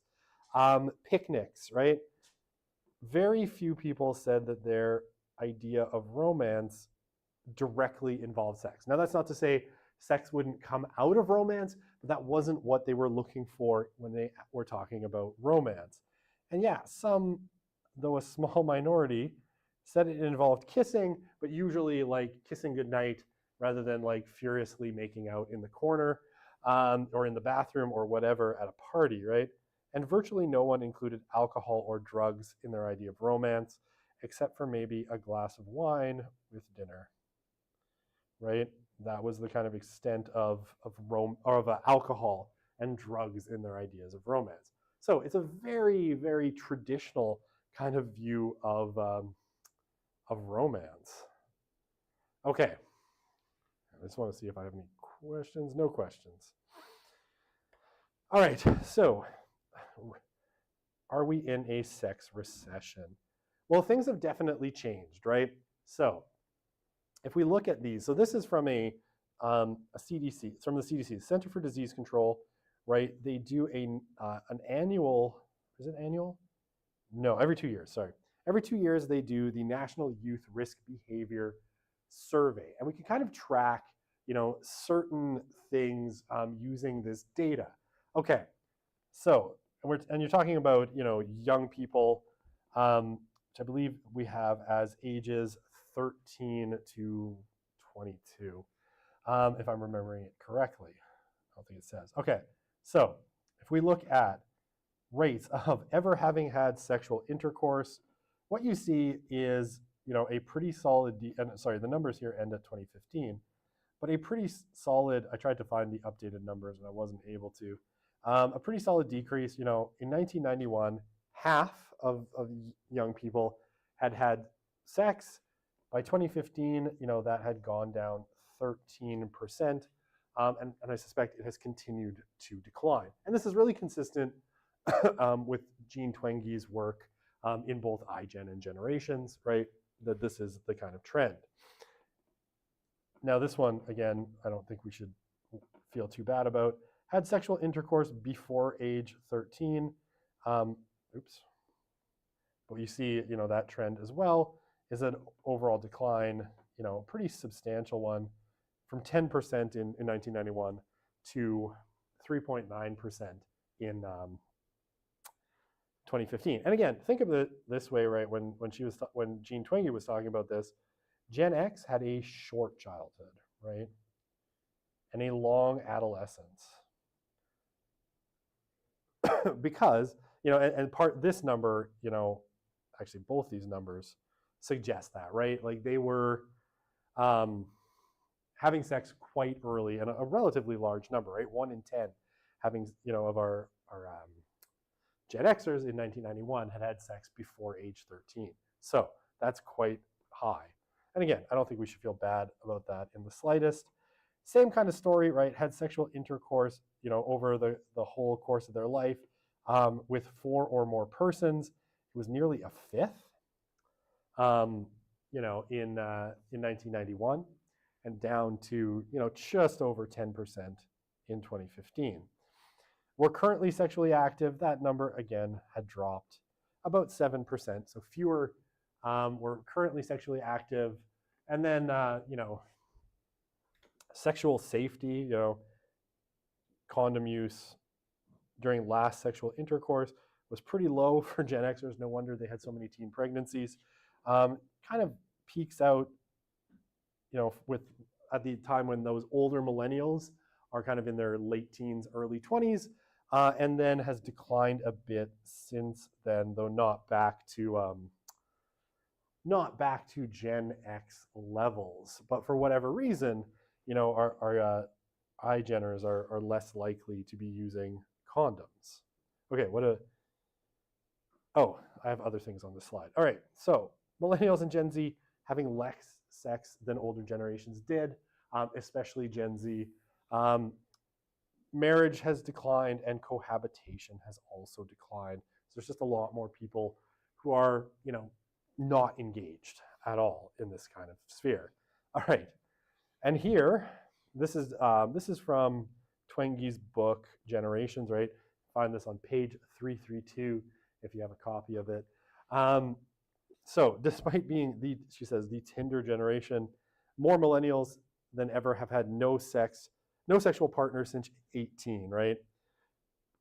And this quote, my celibacy is caused by a multitude of things ranging from impossible beauty standards put in place by men and systemic misogyny put in place by men and, internalized by other women because of men.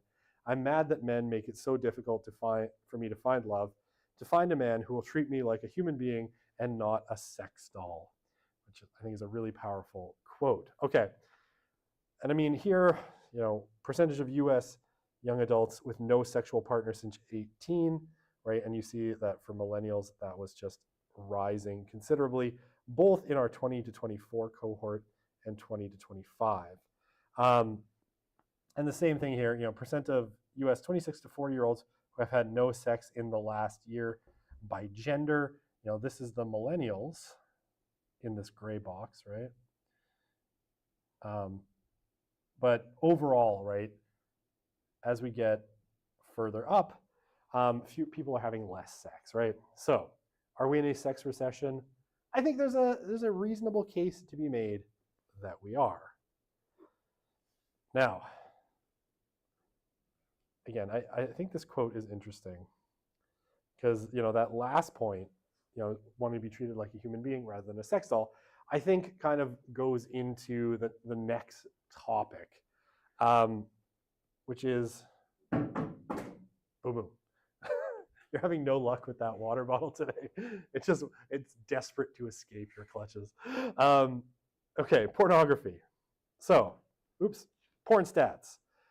By the time you read this, 200,000 people will have looked at porn. All right. So just some basic kind of, this is just off an infographic. 30% of all web traffic is dedicated to porn. 40 million Americans are regular visitors to porn sites. 2/3 of men admit watching porn compared to 1/3 of women. 70% of those men are between ages 18 and 24. So they're quite young. And 85% of those who watch porn watch it between 7 p.m. and 3 a.m. And I will say the average age now, based on some of the data, that a boy is exposed to porn for the first time is between the ages of 7 and 8. And typically this is done through peers, and this is done on smartphones, right? At school, on the school bus, in the playground, wherever it happens to be, right? Unfettered internet access via smartphones that is not being monitored carefully tends to, lead to really young boys being exposed to porn for the first time. It's a little bit later for girls. It's more up in the 10 to 12 year old range, where the average age of exposure for girls is a little bit later. Okay.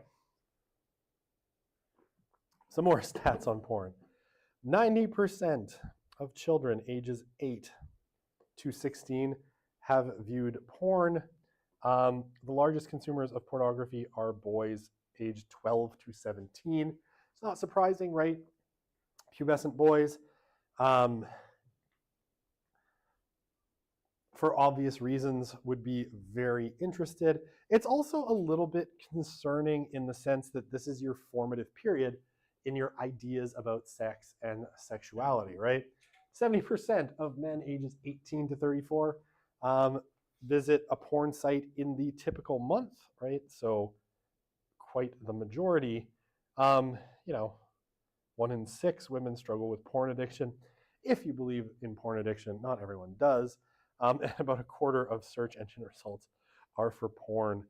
That is a depressing number. Okay, so porn research. Now, porn research is one of these fields that is inherently super problematic. There's lots of porn research out there, but what I've found, and I don't know, one year I delved into this topic way too deeply. And one of the things that's kind of obvious in the porn research is that it's concentrated in two kind of poles. There's the very anti-porn research and pro-porn research, and not a whole lot, I think, of objective stuff in the middle. Though I'll show you, some of the stuff that I think is a little bit more objective in a second. Now, I think what has to be admitted by, most people who know the field is that any research into porn runs into a whole bunch of problems, right? The first one is social desirability bias. There's still a bit of a stigma around pornography use, although it's lessening with Gen Z a little bit. But most people don't want to admit, that they use porn, let alone what kind of pornography they use. And it is basically impossible to run randomized control trials. And they've tried to do this. There was a research grant back in the mid-2010s, around 2014, where they had, it was at, I think it was at Harvard. And they wanted to do, these randomized control trials, because the question that people are always interested in when it comes to porn is effects, right? Everyone wants to know what the effect of consuming pornography would be. Now, so the gold standard in scientific trials is what's called a randomized control test, right? Where basically you need a control group to see if, and an experimental group to see the difference between, basically someone who is exposed to your independent variable and someone who is not. And very famously, this study had to be abandoned because after several waves of recruiting, they were unable to find college-aged males who had viewed no pornography in the last year, right? Basically, it just didn't work. They couldn't recruit a large enough control group. Now, the other thing, a lot of the studies, and especially, there's been quite a few studies publicized about what happens to your brain when you're watching pornography, where they'll hook up someone to like a functional CAT scan, or not a CAT scan, or functional MRI or something that's scanning your brain while you're watching pornography, that have a bunch of profound methodological problems, among which is the fact that there's usually super small sample size. So generalizability is a problem. So what we're left with in terms of porn research, a lot of times, is survey data, and survey data that is almost inevitably going to suffer from a lot of social desirability bias. Because the only way you're going to get a large enough sample is surveys, but how honest are people going to be, even in, like, say, an online or phone forum about their pornography use? Okay, that said, there's kind of two, if you look at the literature in kind of, particularly in psychology, around porn, there's two major areas of concern. Now, I will say there's also people, in the pro-porn space, who would dismiss all of this out of hand, as prissy pearl grabbing and such, and who will make, I think, reasonable arguments that pornography may have certain social benefits as well. Particularly, there's some evidence, though I think it's a little bit disputable, that increased pornography consumption decreases the number of sexual assaults, because people who are inclined that way are able to get what they need out of pornography. So there's some statistical evidence to suggest that, particularly as porn became more widespread, you have some declines in sexual assaults. I don't find that evidence terribly convincing, but it's definitely out there. But when it comes to the body of what you might call anti-porn or even ambivalent research about pornography, the two major areas of concern are around body image, and this is for both males and females, and about relationships. Okay, and I'm really sorry because I have a lot of very tiny charts and quotes that I'll try not to read in their entirety, but these are from a bunch of different studies. So this is from Naomi Wolf in a piece in New York Magazine, where she had been talking to college students, and this is what young woman told her, that they couldn't compete with pornography because they're real people, right, with real needs.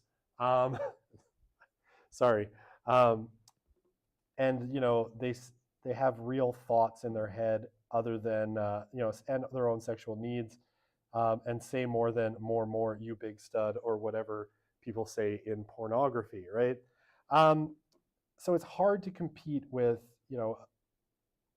pornography in the sense that it's always there, it's super easy to access, shall we say cheap, and it puts no demands on the user, right?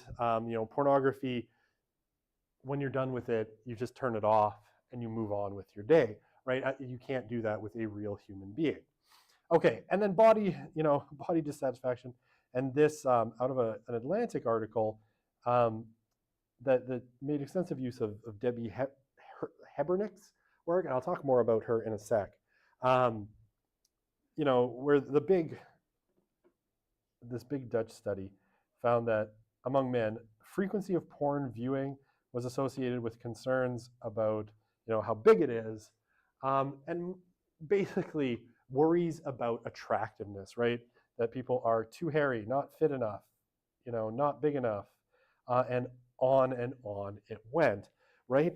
And there's people have connected this as well, especially like the questions around like fitness to the increase in kind of a sort of gym culture and an obsession amongst men with a kind of hyper fitness, right?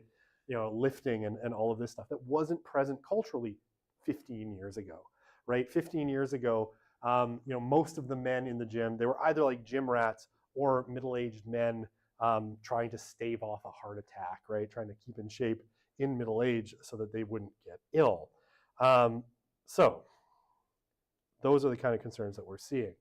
All right, so Owens et al., they did and you can find the paper at that link, they did a sort of meta review of a lot of the literature around porn use in 2012. And I haven't seen another one kind of this scale since then, but a couple of things that sort of stand out of it. And I pulled a couple of quotes, right? They pulled research from all over the world, including places in Scandinavia. Okay, participants discuss messages that are inferred from sexually explicit material, right? From pornography. Where's my highlighter? As they related to female body image. And right, what is it? Well, the girl should be small, thin, and inferior, while the guy should be muscular and superior, right? So there's a script in porn that sort of suggests certain types of body image. And yeah, there's also what's called a pornographic script for body type and sexual performance, reinforced by the consumption of sexually explicit material. And this script creates unrealistic and concerning expectations for both males and females in the study. Men express insecurity about their ability to perform, and women about their body image, right? So, can you perform as well as a porn star? Probably not. And in contrast, women felt that the women they saw in sexually explicit material were of an ideal body type, with one participant saying she felt very unattractive, right, compared to the porn actresses that she had seen. Okay, now this one, sorry, this is out of Hebernick et al., and they did. Debbie's like one of the top kind of scientifically oriented porn researchers, and she did this study, Hebernick et al. 2019, and one of the big things that's discussed in this paper is around sexual behavior in relationships, right? And again, some of this has to do with say hookups. A lot of the relationships we're talking about are short term, and so there's not a lot of bond of trust between the partners. Okay, what did Hebernick et al. Find in their work, right? So more men than women reported someone had done something during sex that made them feel scared.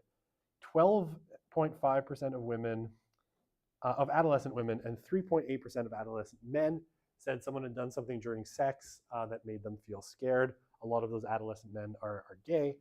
And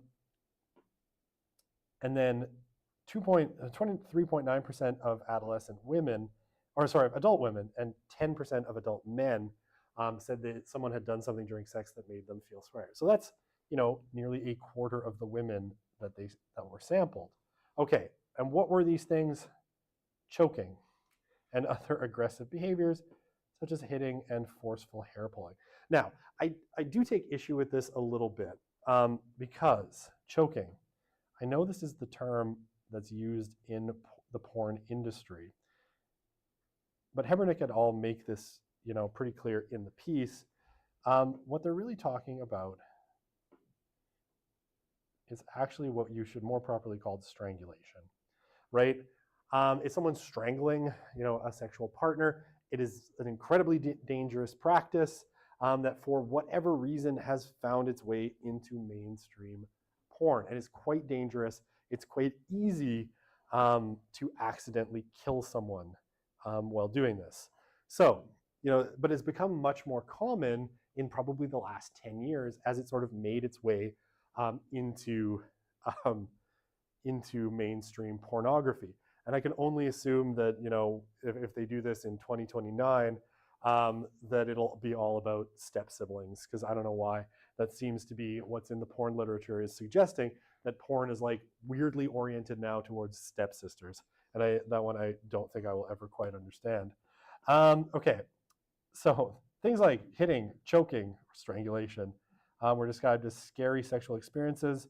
And things like, oops, my pen, anal sex, my pen died. Sad.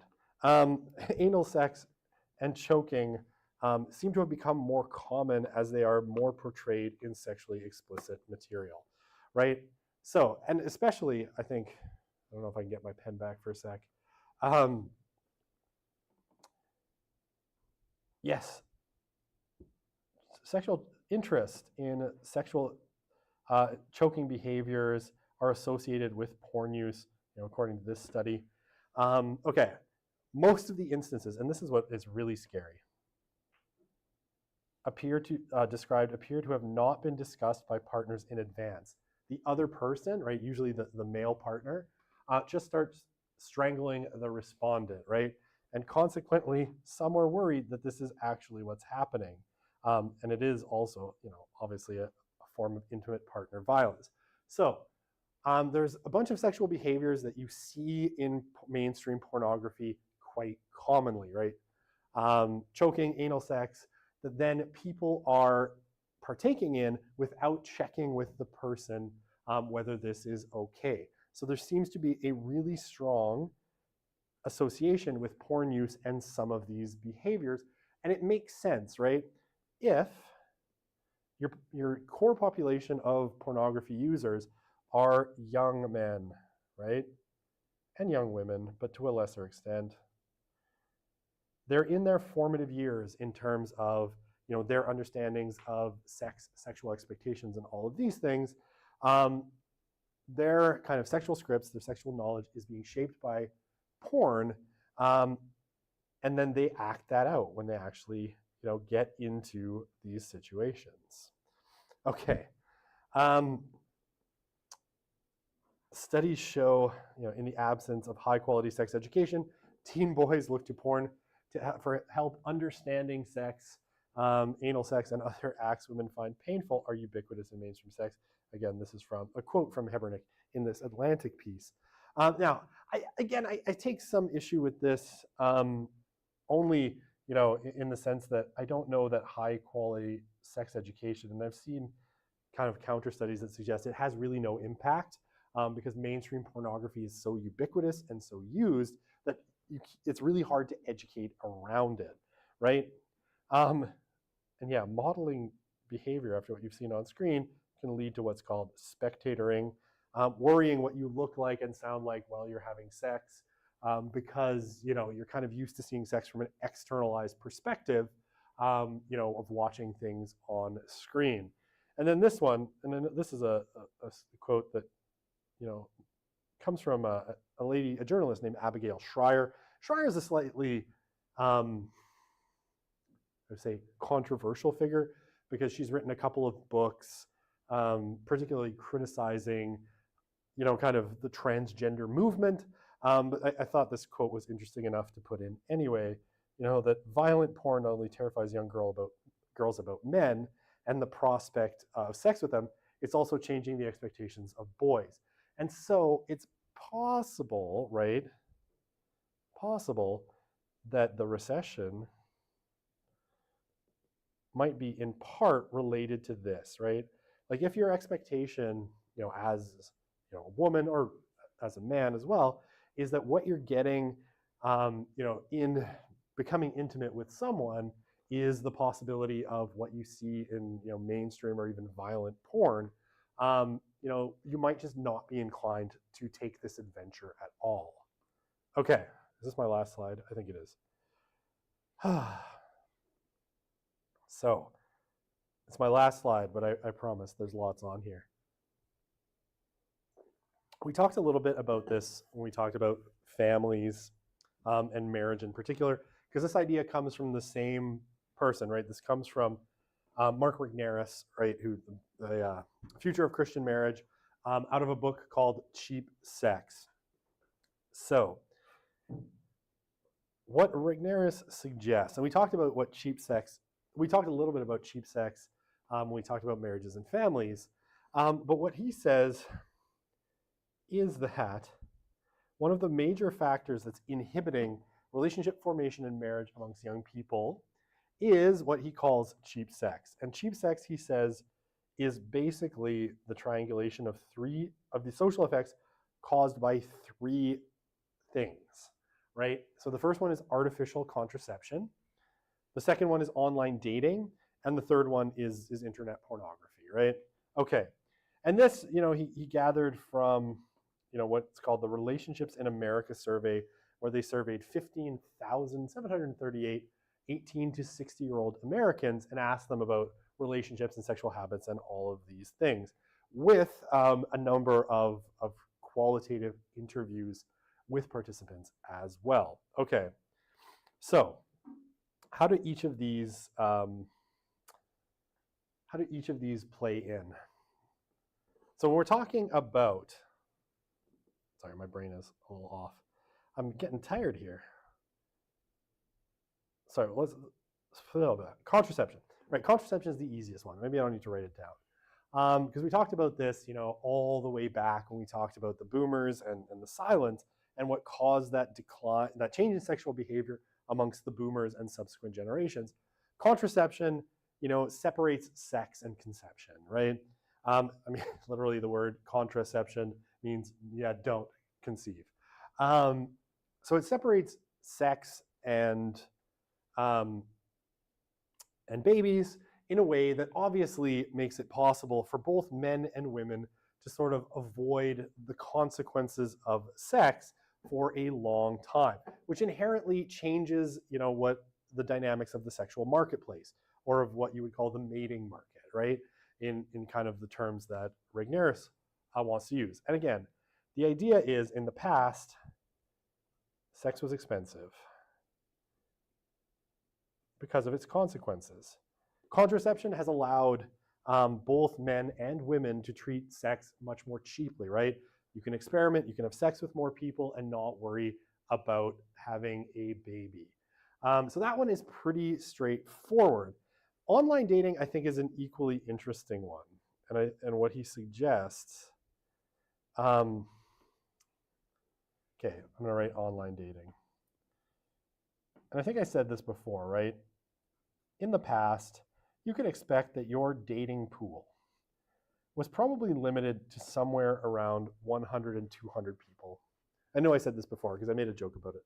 I asked you if you would, open Tinder on your phone and tell me how many people are looking for someone. Okay, but we don't need to do that. So 100 or 200 people, right? People that you know directly, friends of friends, people in the community who could set you up with someone, right? A relatively small pool of people. Not all of those people are going to be available at any given time. So the pool is actually considerably smaller. And I think on How I Met Your Mother, Ted goes to a dating app company and they tell him that in all of New York, there's really only actually 8 women that meet all of his criteria. So, about 100 to 200 in general. So it's hard to say. It depends on where you are, in the world. But online dating increases that pool of available partners, exponentially, right? It could be tens of thousands. It could be hundreds of thousands. I doubt it's millions, but hundreds or tens or hundreds of thousands is not out of the question. And again, what this does is, you could call it sort of a maximizer's dilemma. As human beings, we're often maximizers, right? Is we want to know what all of the available options are and then choose from all of, the best out of all of the available options, right? What's the absolute best that you can do? If you have, and this is something that people know because we've done psychological experiments about it, maximizing actually leads to a lot of unhappiness and a lot of problems, right? If you are constantly maximizing, looking for the best out of a large array of options, the chances of you being unhappy with what you actually get are much higher. And the famous experiment is like, You know, if you take someone to Baskin Robbins and you offer them 31 flavors of ice cream, they're far more likely to say they're unhappy with the choice they made than if you offered them like vanilla, chocolate, and strawberry, right? Because out of that choice, it's like, well, I know of those, vanilla and chocolate are garbage, so strawberry is really the only choice. It's the same kind of thing in terms of the, you don't agree with my vanilla is garbage? Okay, I'm sorry. I don't actually, I don't mind vanilla. I was just, you know, I had to pick two to say those two were garbage. And I picked chocolate and vanilla. I got to go with the strawberry. Okay, so what the hell was I talking about? Right, in the dating market, it's kind of the same, right? The more choices you have, the more you're going to compare, you know, the person you're with to this panoply of other options. Sherry Turkle, in her book, it's called Reclaiming Conversation. She did a great little anecdote about this, and you know, about the perils of online dating and maximizing. And it was had interviewed this college-aged woman who had kind of admitted to having a Tinder problem, and the Tinder problem was that no matter how happy she was with the person that she was currently with, she was always, you know, going on Tinder to see if there was something better out there.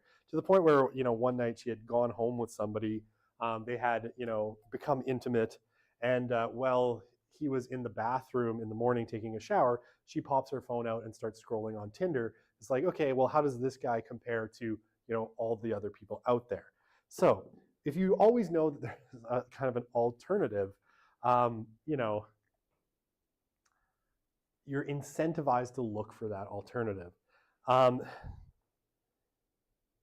If you find something kind of mildly annoying about the person that you're with. Okay, so last one, porn. And then I think we'll call it a day, and I'll send you a video with some tips and tricks for the midterm on Monday. Okay, pornography, right, is by far the cheapest sex of all, right? And this is kind of what that Naomi Wolf quote at the beginning was getting at, right? Porn is basically free, but it's also really easy, right? Because let's face it, you know, if you're looking to, you know, have sex or, you know, feel some kind of sexual gratification, having to clean yourself up, you know, make yourself decent, go to the gym, get in shape, you know, that's a lot harder than just opening up Chrome and finding some porn that appeals to you, and, you know, well, you know the rest. I don't need to finish that sentence. It's a lot easier, right? And so, again, it sort of disincentivizes people to try. So, yeah, I had this question. I don't know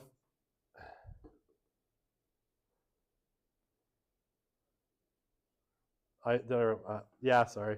That should be maximizers. I got ahead of myself. I have, you know, just screw it. You got it right. Maximizer's dilemma. That one. Sorry, I'm writing too fast. Sometimes my brain goes faster than my hand, or vice versa. Okay, so what the frickle pickle was I saying again? Someone had asked the question, if sex is cheap, why are there incels? And the reason you can pretty easily find is porn, right? I don't want to blame everything on porn, but at one point, Pierre Poilievre, whatever you think of him, had suggested that, you know, they were going to pass, if the Conservatives got into government, they were going to pass legislation that basically made it so porn sites had to verify your age to let you on. And I thought this was a tremendous idea from a social science perspective. And then during the election, he never mentioned it. I presume because, you know, people really like porn. And so, you know, a government that's like, we will ban porn is not going to get elected probably, despite the fact that I actually think it's not a terrible idea. Or at least limit it so that 9-year-olds can't find it. That would be my preference. What incels, right?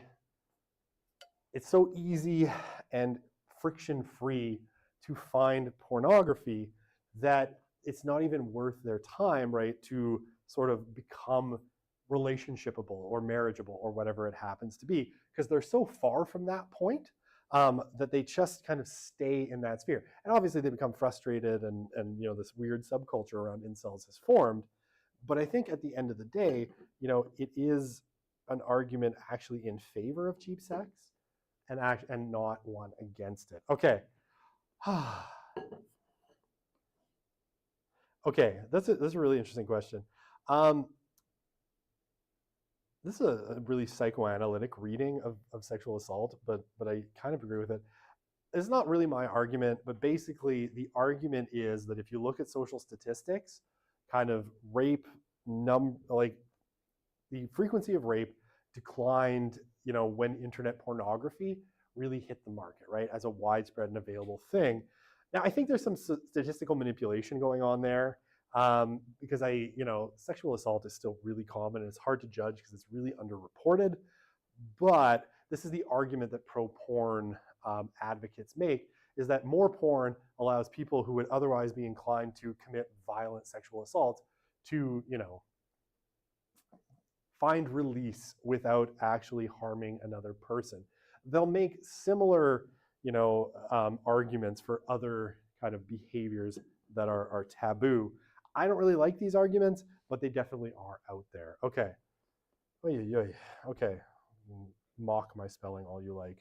All right, I am done. I think 5 minutes is not enough to go over questions, so I will send you a video. I'll post it and I'll tell you that I posted it and all of that on Canvas, letting you know and going over some examples and all of that fun stuff. So we'll end 5 minutes early. My brain finished like 20 minutes ago, so.